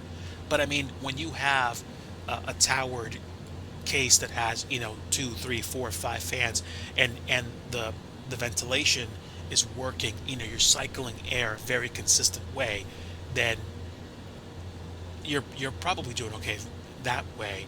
I would imagine anything that isn't playing a flight sim or like Assetto Corsa, and doesn't even have to sweat to play games like, the typical first person shooter is probably going to be just fine, even out of the open or in a typical air cooled case.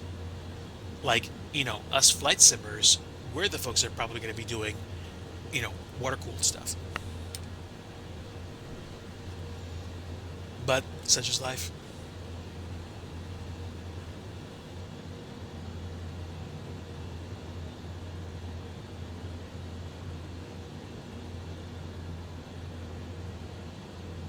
Coming up on, I think, another 15, 20 minutes before top of drop.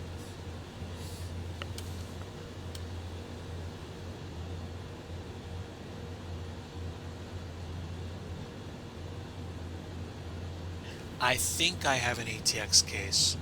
I think if ATX is like the kind of like typical nominal size, that's me.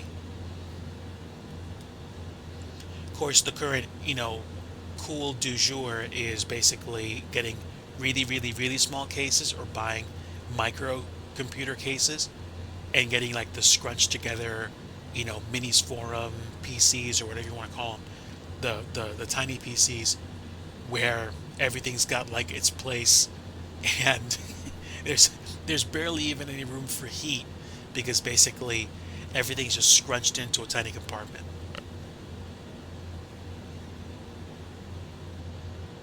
Significantly better cooling. I might have to experiment with just running my computer with the glass panel off, just to see if that's actually better. If it gives another place for the heat to go out. Of course, clearly I've got a room that's warmed by my PC anyway. I'm wondering if that will warm it faster. So I don't know. I'm not overly concerned by that right now. At least I don't think.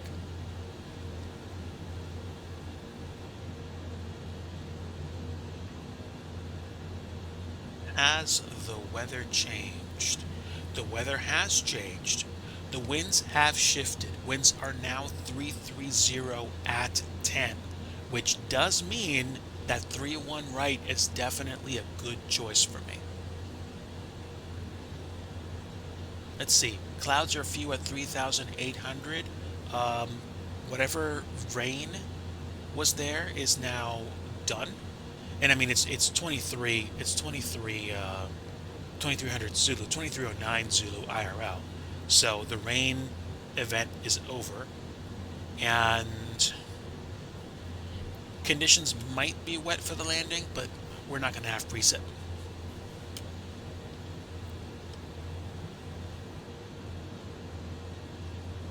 Where the all airflow goes one direction will be much more efficient. Hmm. Interesting. Interesting. Guys, give me a bit. I'm going to take a break momentarily. Come right back, and we should be able to see this through all the way to JFK. Sit tight. We will be BRB shortly.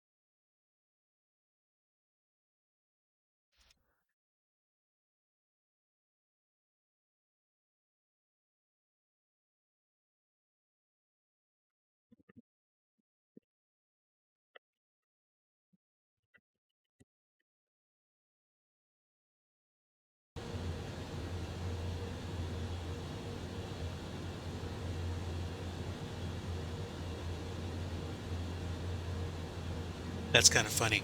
I came back and I realized I muted the wrong thing. Instead of muting the microphone, I muted the sim. Silly Digi. All right, but I am back, and we are probably about 10 minutes closer to top of drop. So, is what it is.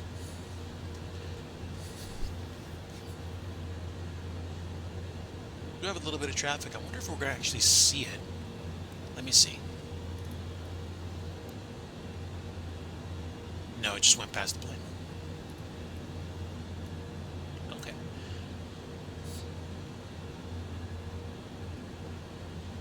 I remembered. I remembered.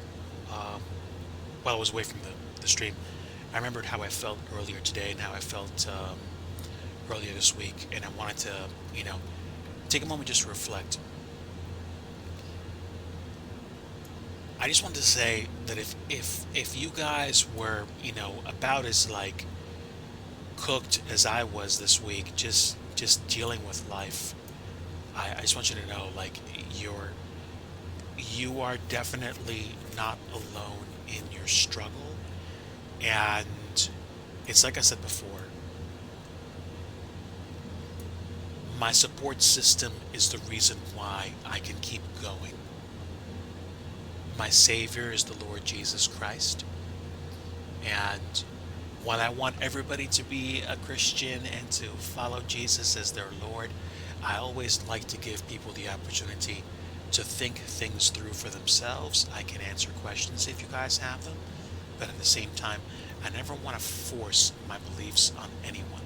I do believe that what I follow is the truth, but I always want to give people the opportunity to make up their minds for themselves. I do want to say thank you for being here. You're welcome regardless of who you are, where you come from, or what you believe. And I want you to know that you have a spot here. If you do decide to act up and do things that are considered trolly or involve harassing people here, my moderators will show you the door. They've been deputized to do so. But if you're coming here because you're fried, or you just want someplace you can hang out and watch a dude fly a fake plane in the sim, you've got a spot here.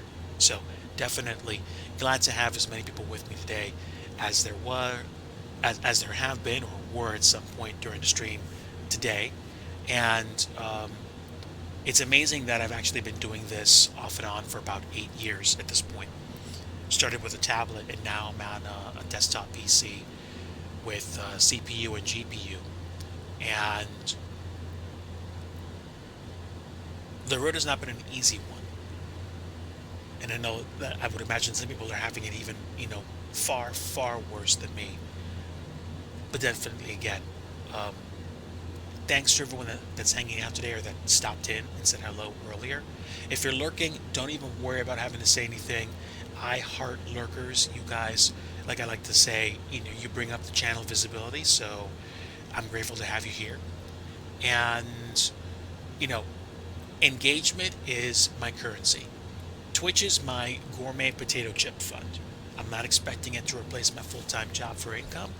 And the ecosystem that I've engineered here is such that you're gonna have an environment that's basically more conducive to a friend's hangout than a very popular Call of Duty stream where you might have like 10,000 people in chat but no real conversations because the chat is just scrolling by so fast and there's so much stuff going on. Getting to that point, I don't think was ever my idea. I think I just pictured this idea of somebody making money through Twitch, but I'm grateful to say that I have a full-time job where that's mostly taken care of. Some friends stop in, occasionally drop a sub, and that's fine. If you don't have the means to financially support me, I'm not even worried about it. Hey, take a $20 donation if somebody decides to go through my About page and donate and tip. But at the same time, you guys engaging in chat is pretty much my currency. Like, thank you to me goes so far. So I'm not concerned about you guys having to feel like you have to follow, you have to chat, you have to give, you have to sub. If you're lurking, you're doing me a favor. If you're chatting with me, hey, that's great. That's the goal, to cultivate and to maintain people in chat. We are inside of 40 nautical miles, so I'm going to go ahead and turn the fastest seatbelt sign back on all the way. And let's see, landing lights are off, strobe lights are on. Let me just double check upstairs in case I missed anything. No, I think we're doing fine. I think we're doing fine. How much fuel do we have? Yeah, still 18,800 pounds. So yeah, we're good. We're good. Seatbelts on, auto brake 3. Can I arm the speed brake? Can't arm the speed brake just yet. It's going to have to wait till we start descending. But we are getting there.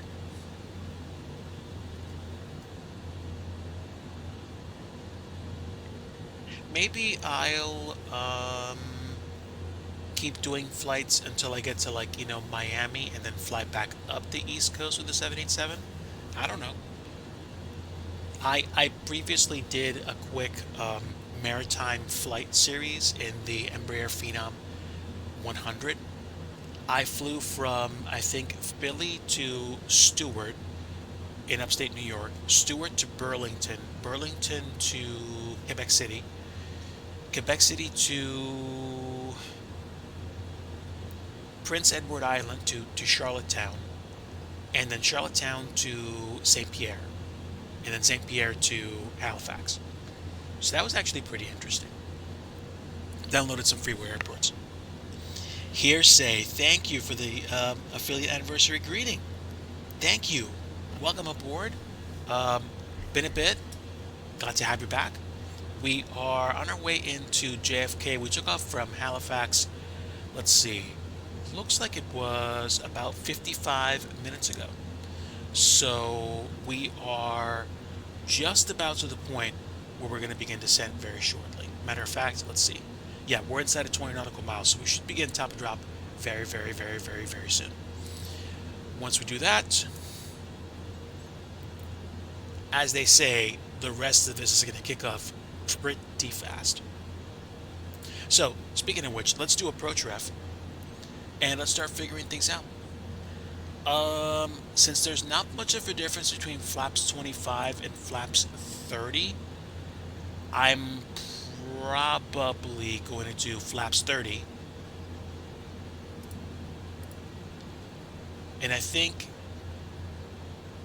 it's going to be 148 knots on final approach. I think. Auto brake 3, and we will arm the speed brakes once we get down. The aircraft, for some reason, doesn't like letting me activate reverse thrust when we touch down. I have to do it through, like, the keyboard, literally. So, whatever. It is what it is. But that's fine. Do we have any traffic in our immediate vicinity? I don't think so. No, we don't. We are coming in runway 31 right. Tree 1 right at JFK. I was originally going to fly into Boston, but I decided to go to JFK, because bespoke scenery and because I spent a significant amount of time in the Big Apple. So, I'm looking forward to the arrival. And then I might actually call it, get up, and just see whether or not groceries are inbound. If they're not, I might make some food. If they are, then I will help Mrs. Digi put groceries away. We will hang out, and then I might get back on the PC later tonight to have some fun, if I'm not already messing around with projects with, like, say, my microcontrollers and such. But that's probably what I might do later.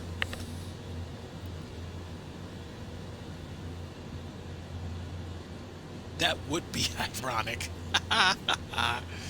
That would be kind of hilarious. It would be hard to believe.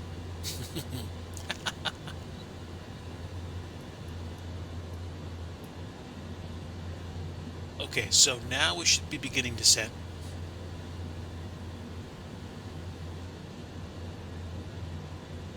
At least I think we should be. Let's see. Ground speed is 443, so almost 2,500 feet per minute. We'll do 2,400.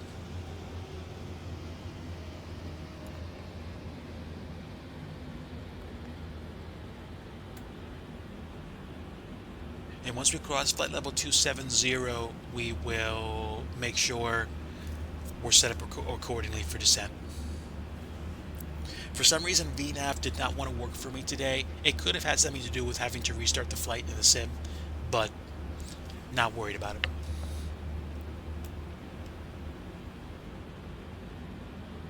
it. Tree lost, right? Ah!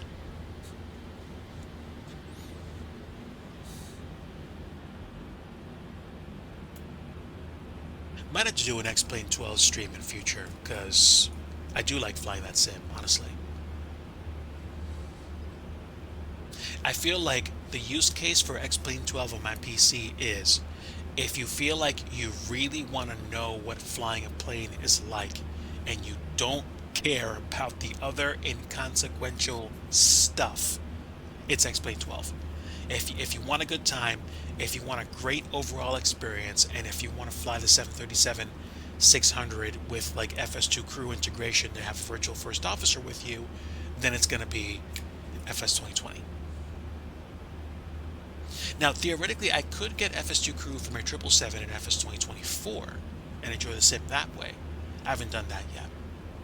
I had a beta invite to Say Intentions a little while ago, and I had a flight that I did once. I think it was from San Diego to Phoenix, and I had Say Intentions for traffic, GSX for ground ops, FS2 crew for the flight ops, and my head was on a swivel. We were just living it up, almost full immersion the entire time.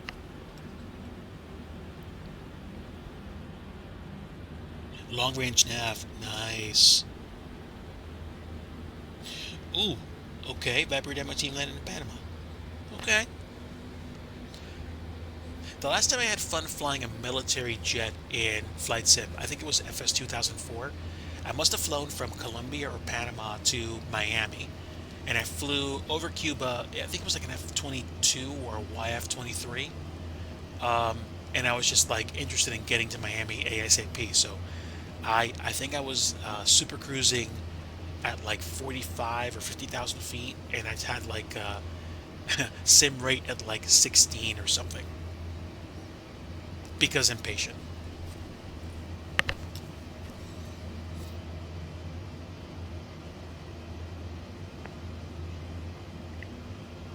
Speaking of which, where's my stuff?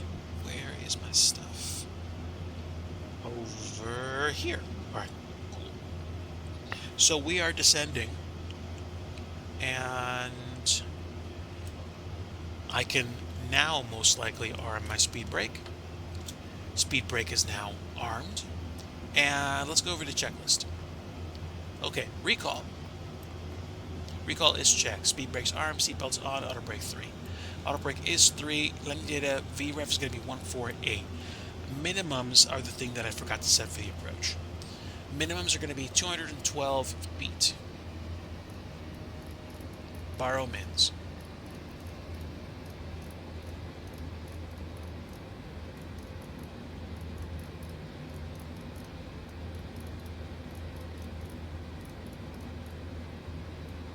$212 set for Barrow. Okay, approach briefing. We're going to be coming in on the Parch 4 arrival, but at Rober, we're going to go direct KTOD. So, let me double check. Yeah, Rober, JFK vectors. We're going to skip all that. We're going to go direct from Rober to KTOD. Execute that. And Rober direct KTOD. And then We're going to approach 3-1 right.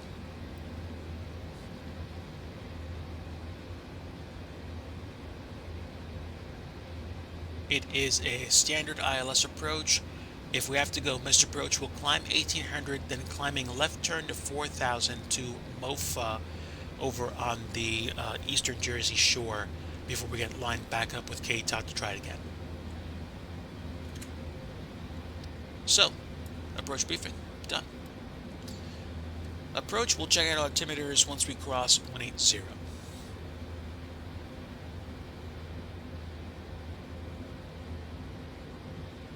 My world tour stopped in Brazil. I should probably pick that up if I want to.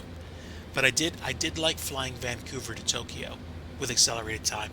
It was, I think, like a 9 or 10 hour flight that I did in one stream because I went at like 4x speed. So that was cool. I think it was like a 3.5 hour stream.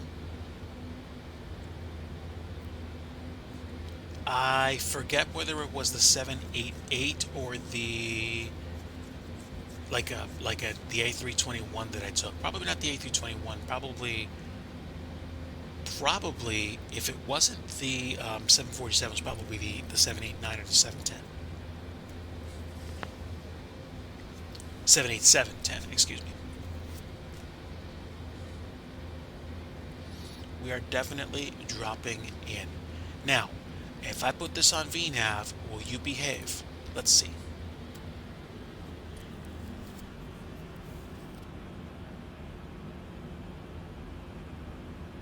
Let's see what happens.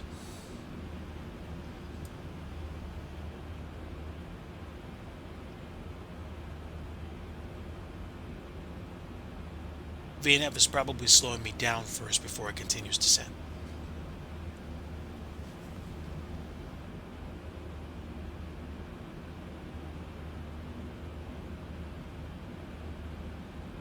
Thanks again to everybody that stopped in today and said hi and hung out.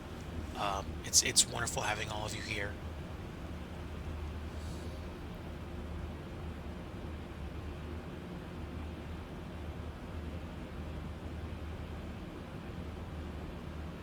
Let's see if the descent rate picks up after this.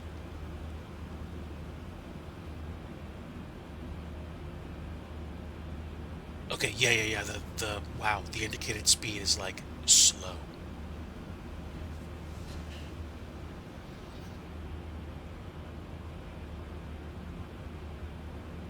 I don't know if we're going to be fighting the computer at this point, but let's see if it actually stabilizes an aggressive descent.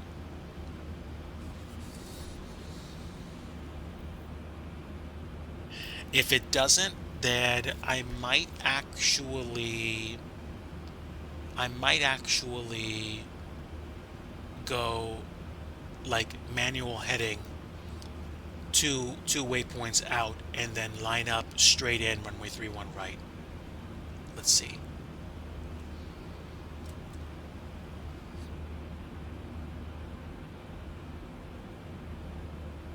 There we go. We're beginning our descent again.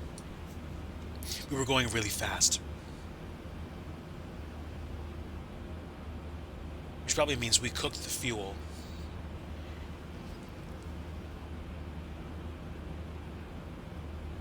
We are continuing our descent. Let's see if we can actually recover and get ourselves prepped for arrival.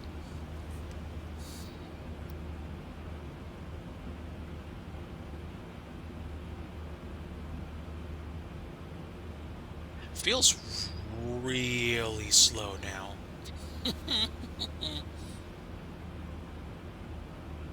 But the green banana is coming in now, which is good. Or at least it was. Good. We're picking things up.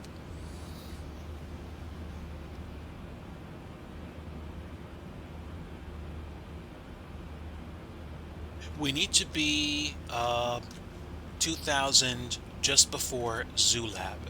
So as long as we can get the green banana down to here, we're going to be okay. Otherwise, we'll do some manual speed or descent rate intervention, and then we will fix it. Going to be coming over Calverton very shortly, 11 nautical miles out.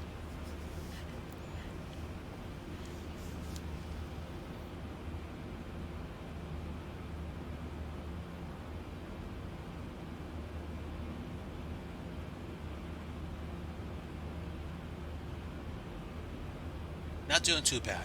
Not doing too bad.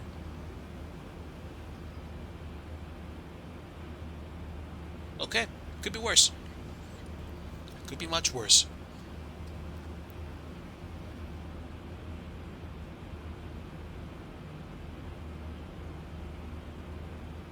I didn't do cross the pond westbound last weekend, so I might do a makeup at some point to just have fun flying a long haul from Europe out, kind of like we did.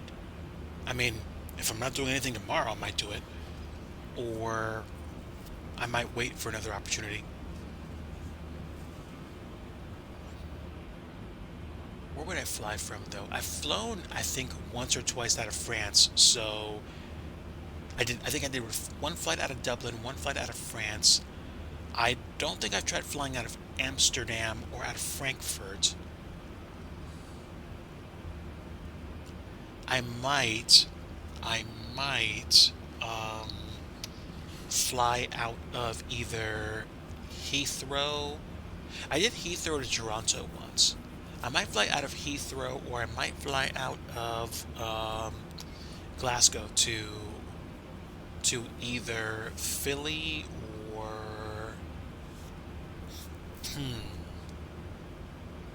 DC. It depends. It depends.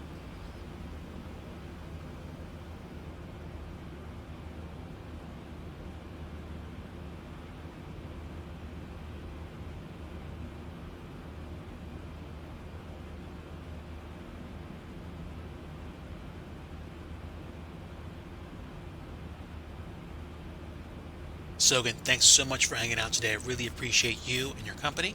Have a great rest of your night, and might catch you on Twitch first if you're on hanging out with somebody else later. But take care, my friend. God bless you.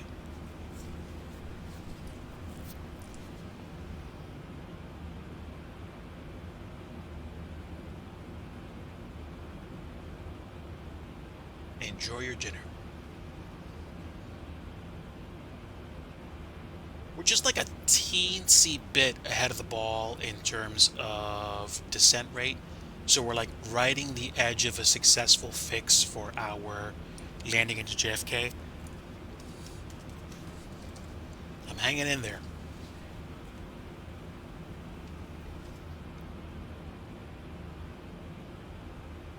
Okay, we are past 180, so we're back in local pressure. The altimeter for JFK is currently 2976. That's what we'll set.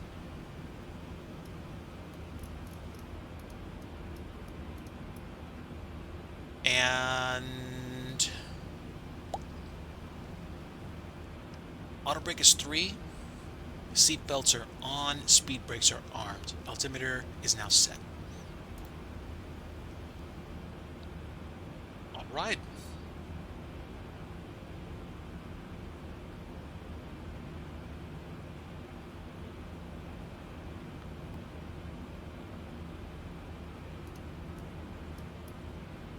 We do have some traffic in the area and a touch of weather.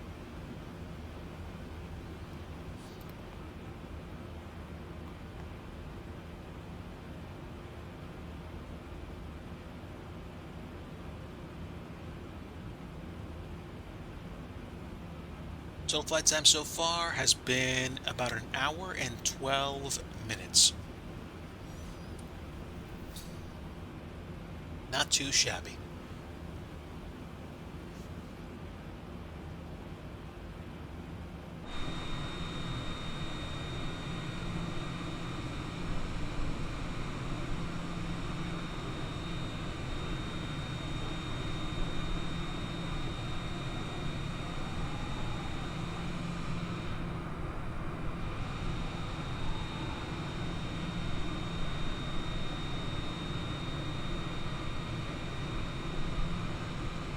Yeah, man, not too bad.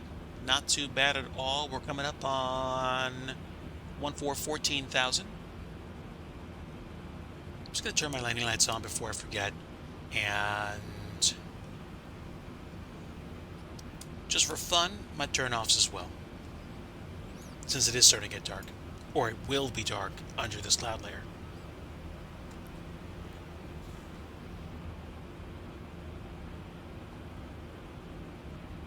Okay. Do we have any weather issues that we're anticipating?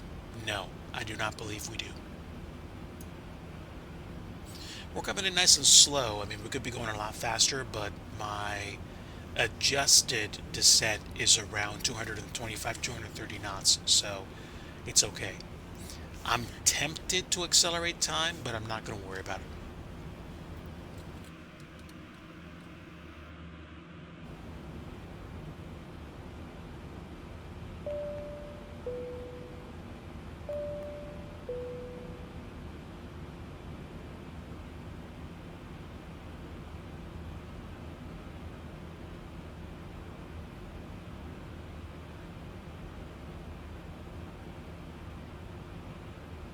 Do have a little bit of traffic in the area.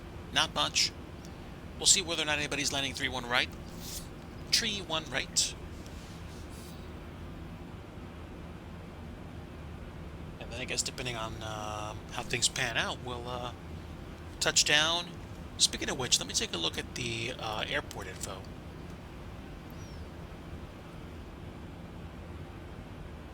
If we land with a decent amount of runway left, we can probably exit at Delta or Whiskey.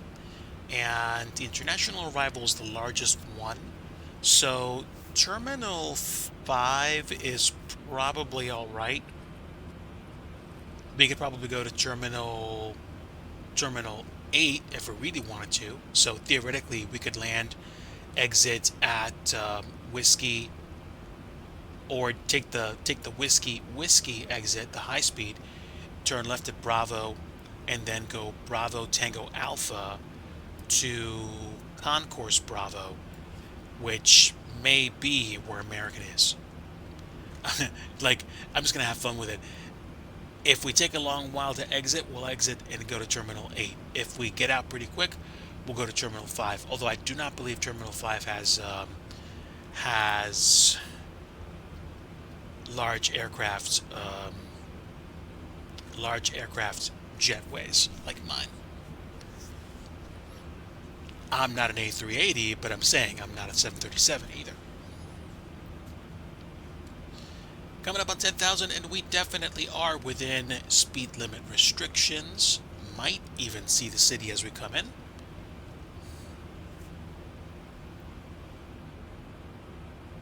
And we won't make 2,000 before we even get to the initial approach fix. So what I might do is activate approach mode when we're within 10 nautical miles of the ILS beam and let it get us set up. I'll keep 2,000 on the MCP because that's roughly where we want to be for our initial climb. It's 1,800, but 2,000 is just a set number. And then 4,000 will be the go-around altitude that we go to for the hold. Okay, so it might not be fully overcast down there. That's cool. Oh, man. What a view. Seriously. So pretty. Okay, double check checklists. Speed brakes armed, landing gear's not down yet. And the flaps should be, let's see, what were they set for? 30.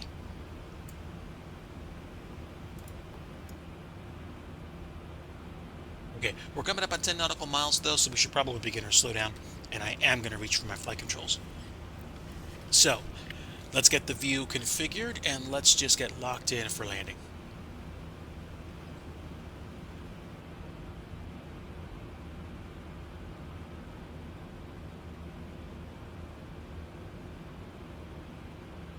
All right, good enough. Let's take the HUD as well.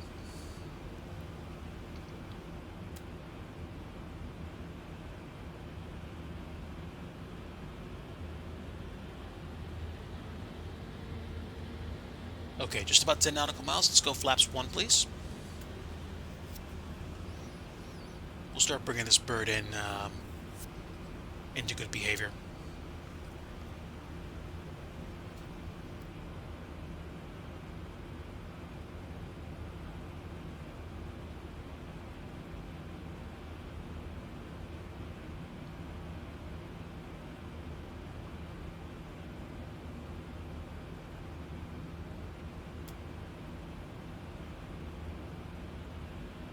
We'll take flaps 5.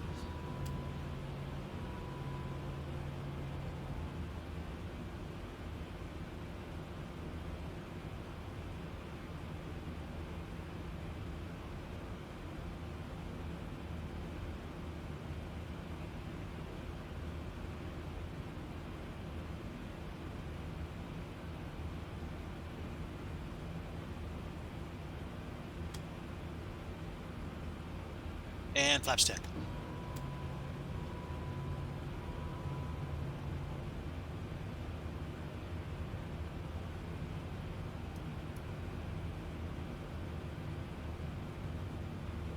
Do have some traffic in the area to watch out for.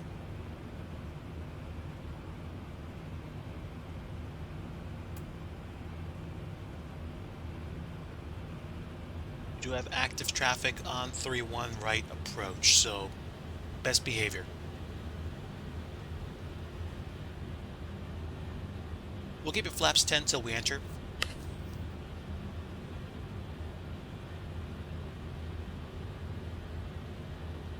And once I get within 5 nautical miles, I will activate approach mode.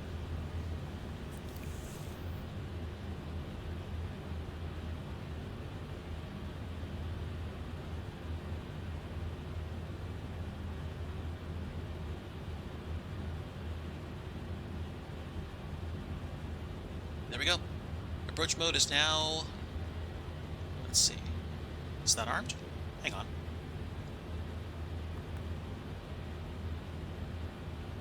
So we're LNAV, we're VNAV.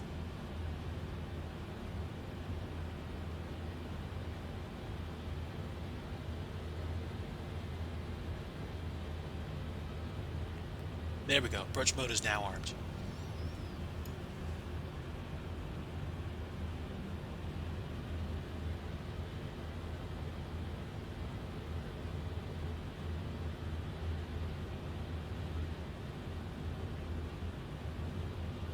We should be going slow enough to hook up with the beam and get landed nicely.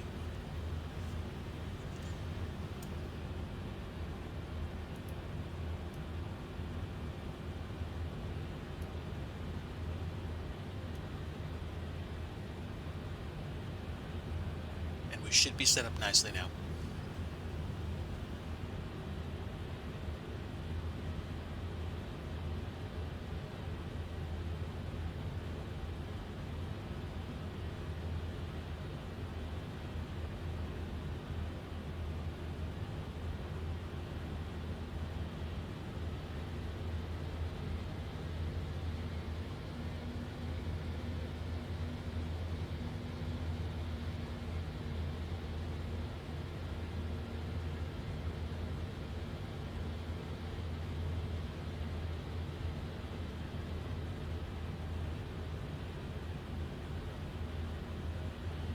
Glide slope and localizer are live. Coming in.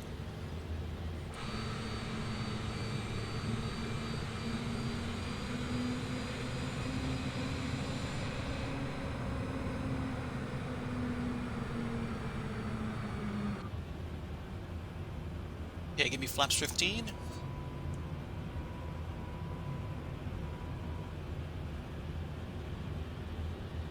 We are on the beam. Runways in sight. I see the airport.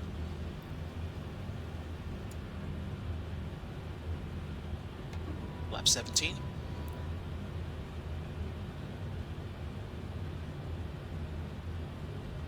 almost wonder if it's not easier for us to do flaps 25 today. That'd be 152 for the final.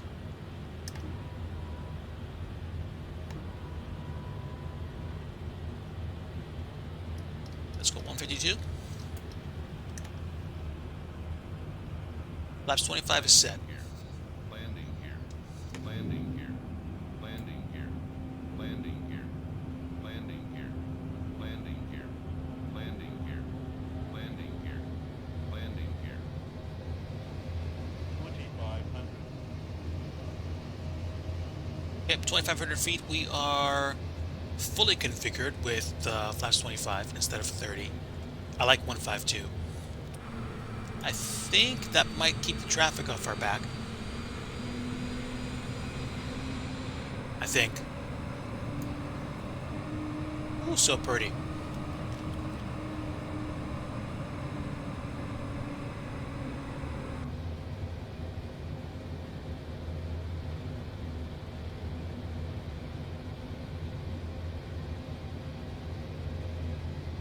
Almost down, chat. Almost down.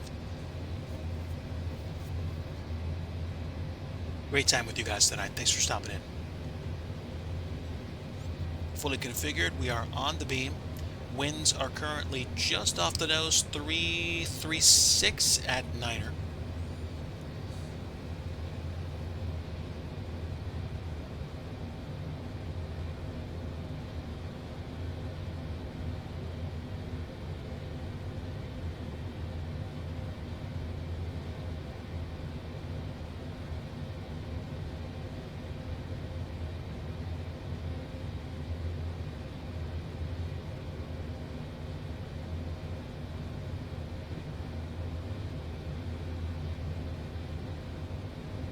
It looks like they are landing on 3-1 left.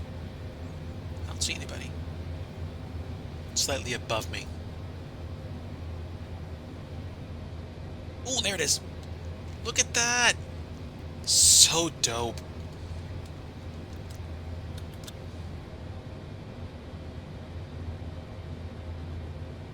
Got it. 1,000. Bingo. 1,000 stable. Parallel landing, chat? Indeed.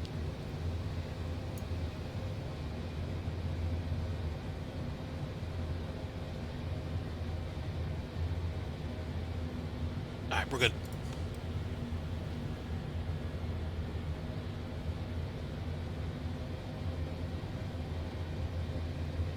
Touch windy.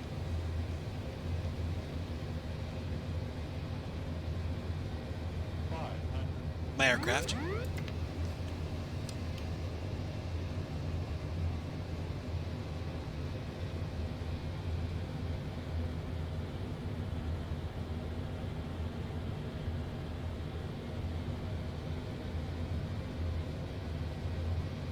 Approaching minimums.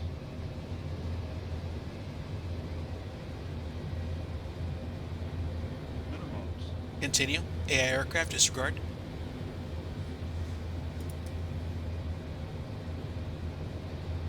50, 40, 30, 20, 10. Beautiful. Now, are we actually going to get reversers? We actually are getting reversers. Dope. Okay. Reverse green, speed breaks up. Reversers normal. 80 knots auto brake disarm. 60 knots.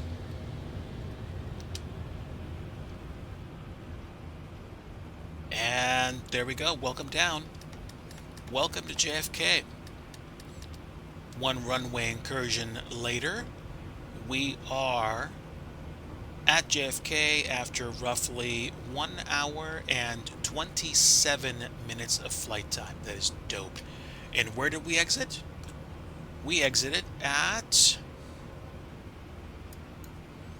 what looks like Whiskey. We're coming into Alpha. Excuse me. Let's turn here. Did I do it in time? Just about. Wow.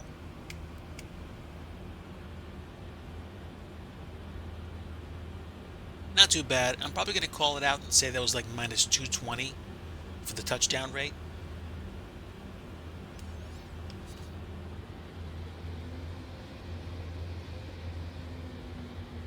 Okay. Flight directors can come off. Let's go ahead and get nose lights on. Taxi light. Strobe can come off. And we'll get the APU started. Welcome down, everybody. Thank you for coming along. We'll do Alpha to Tango Alpha, which would be the second left turn after the bridge.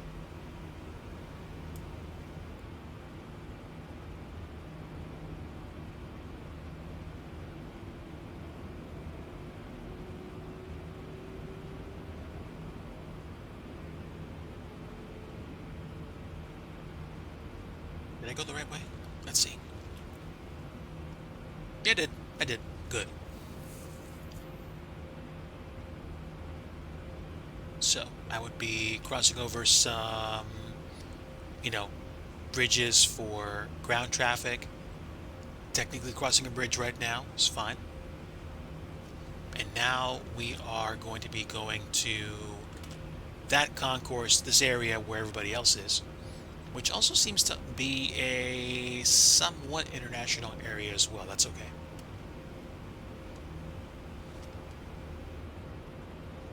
APU is running.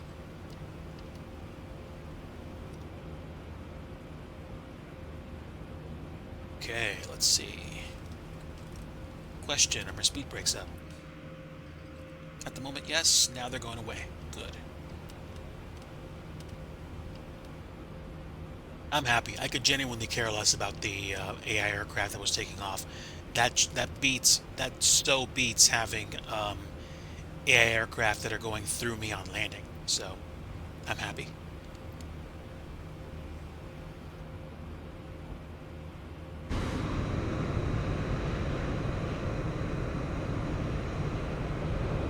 And we just made it. Okay, so I'm probably going to go right here because this is a pretty big parking spot.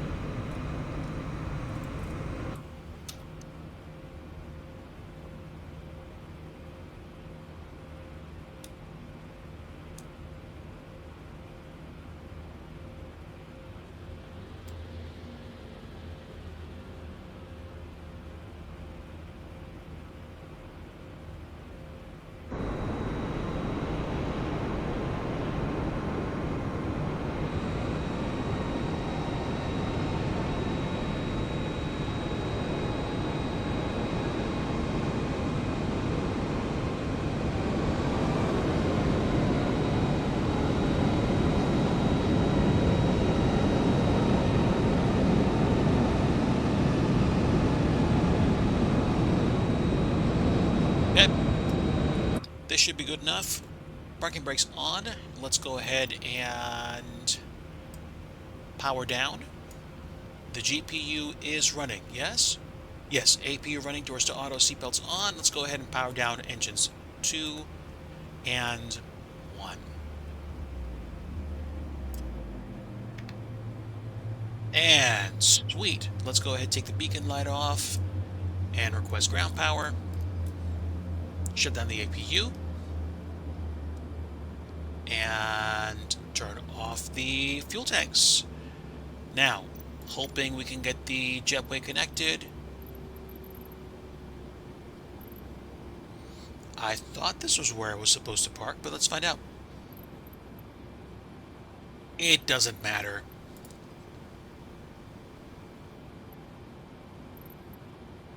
Let's do...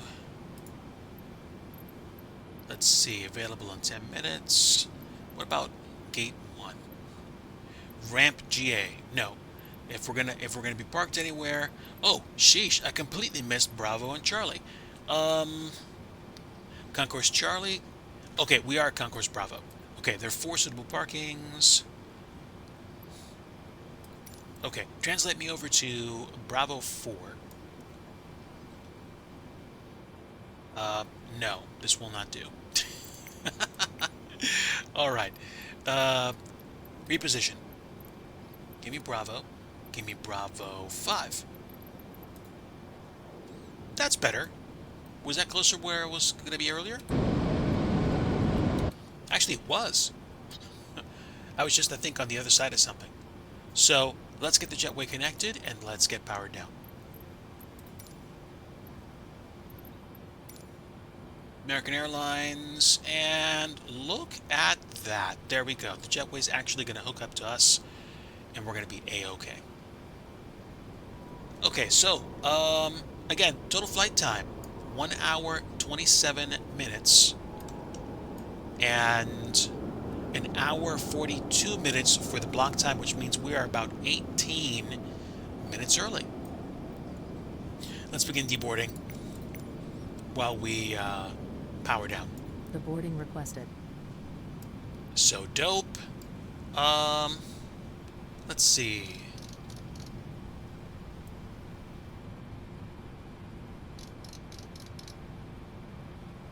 Master light and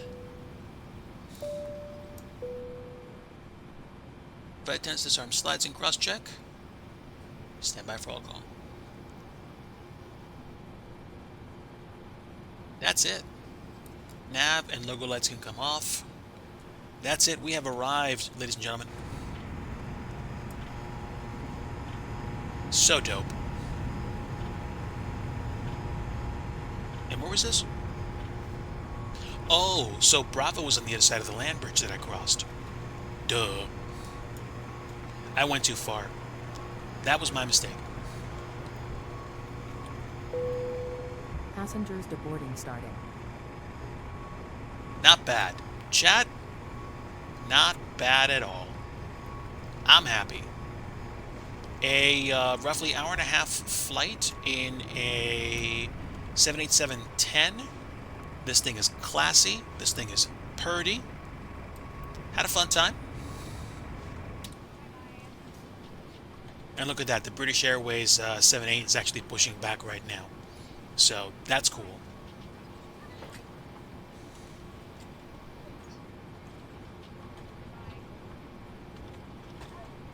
Sheesh, almost makes me tempted to follow them back to Heathrow. But if that's going to happen, it's going to happen later. It's not going to happen right now.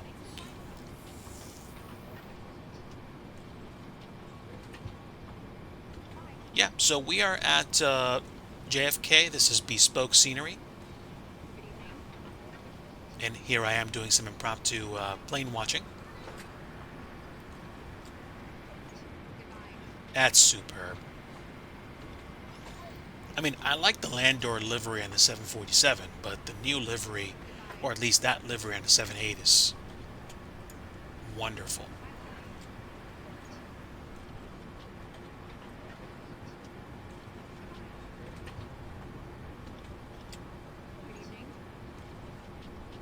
Mm.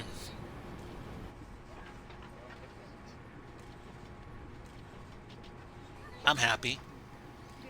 We didn't absolutely slam it, and we didn't float like crazy. Yeah, I think absolute worst case scenario landing rate was probably like, 230, 240. Well within tolerances and well within acceptable limits for a good landing, especially at this place. I think I touched down on like the second set of markers.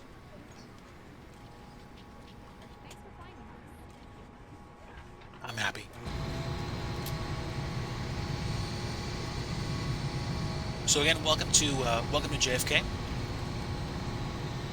Current time is just about 8. Was it 8:03? Yeah, 8:03. Bespoke scenery, custom terminal buildings and such. I don't think there's any interiors here, but real nice.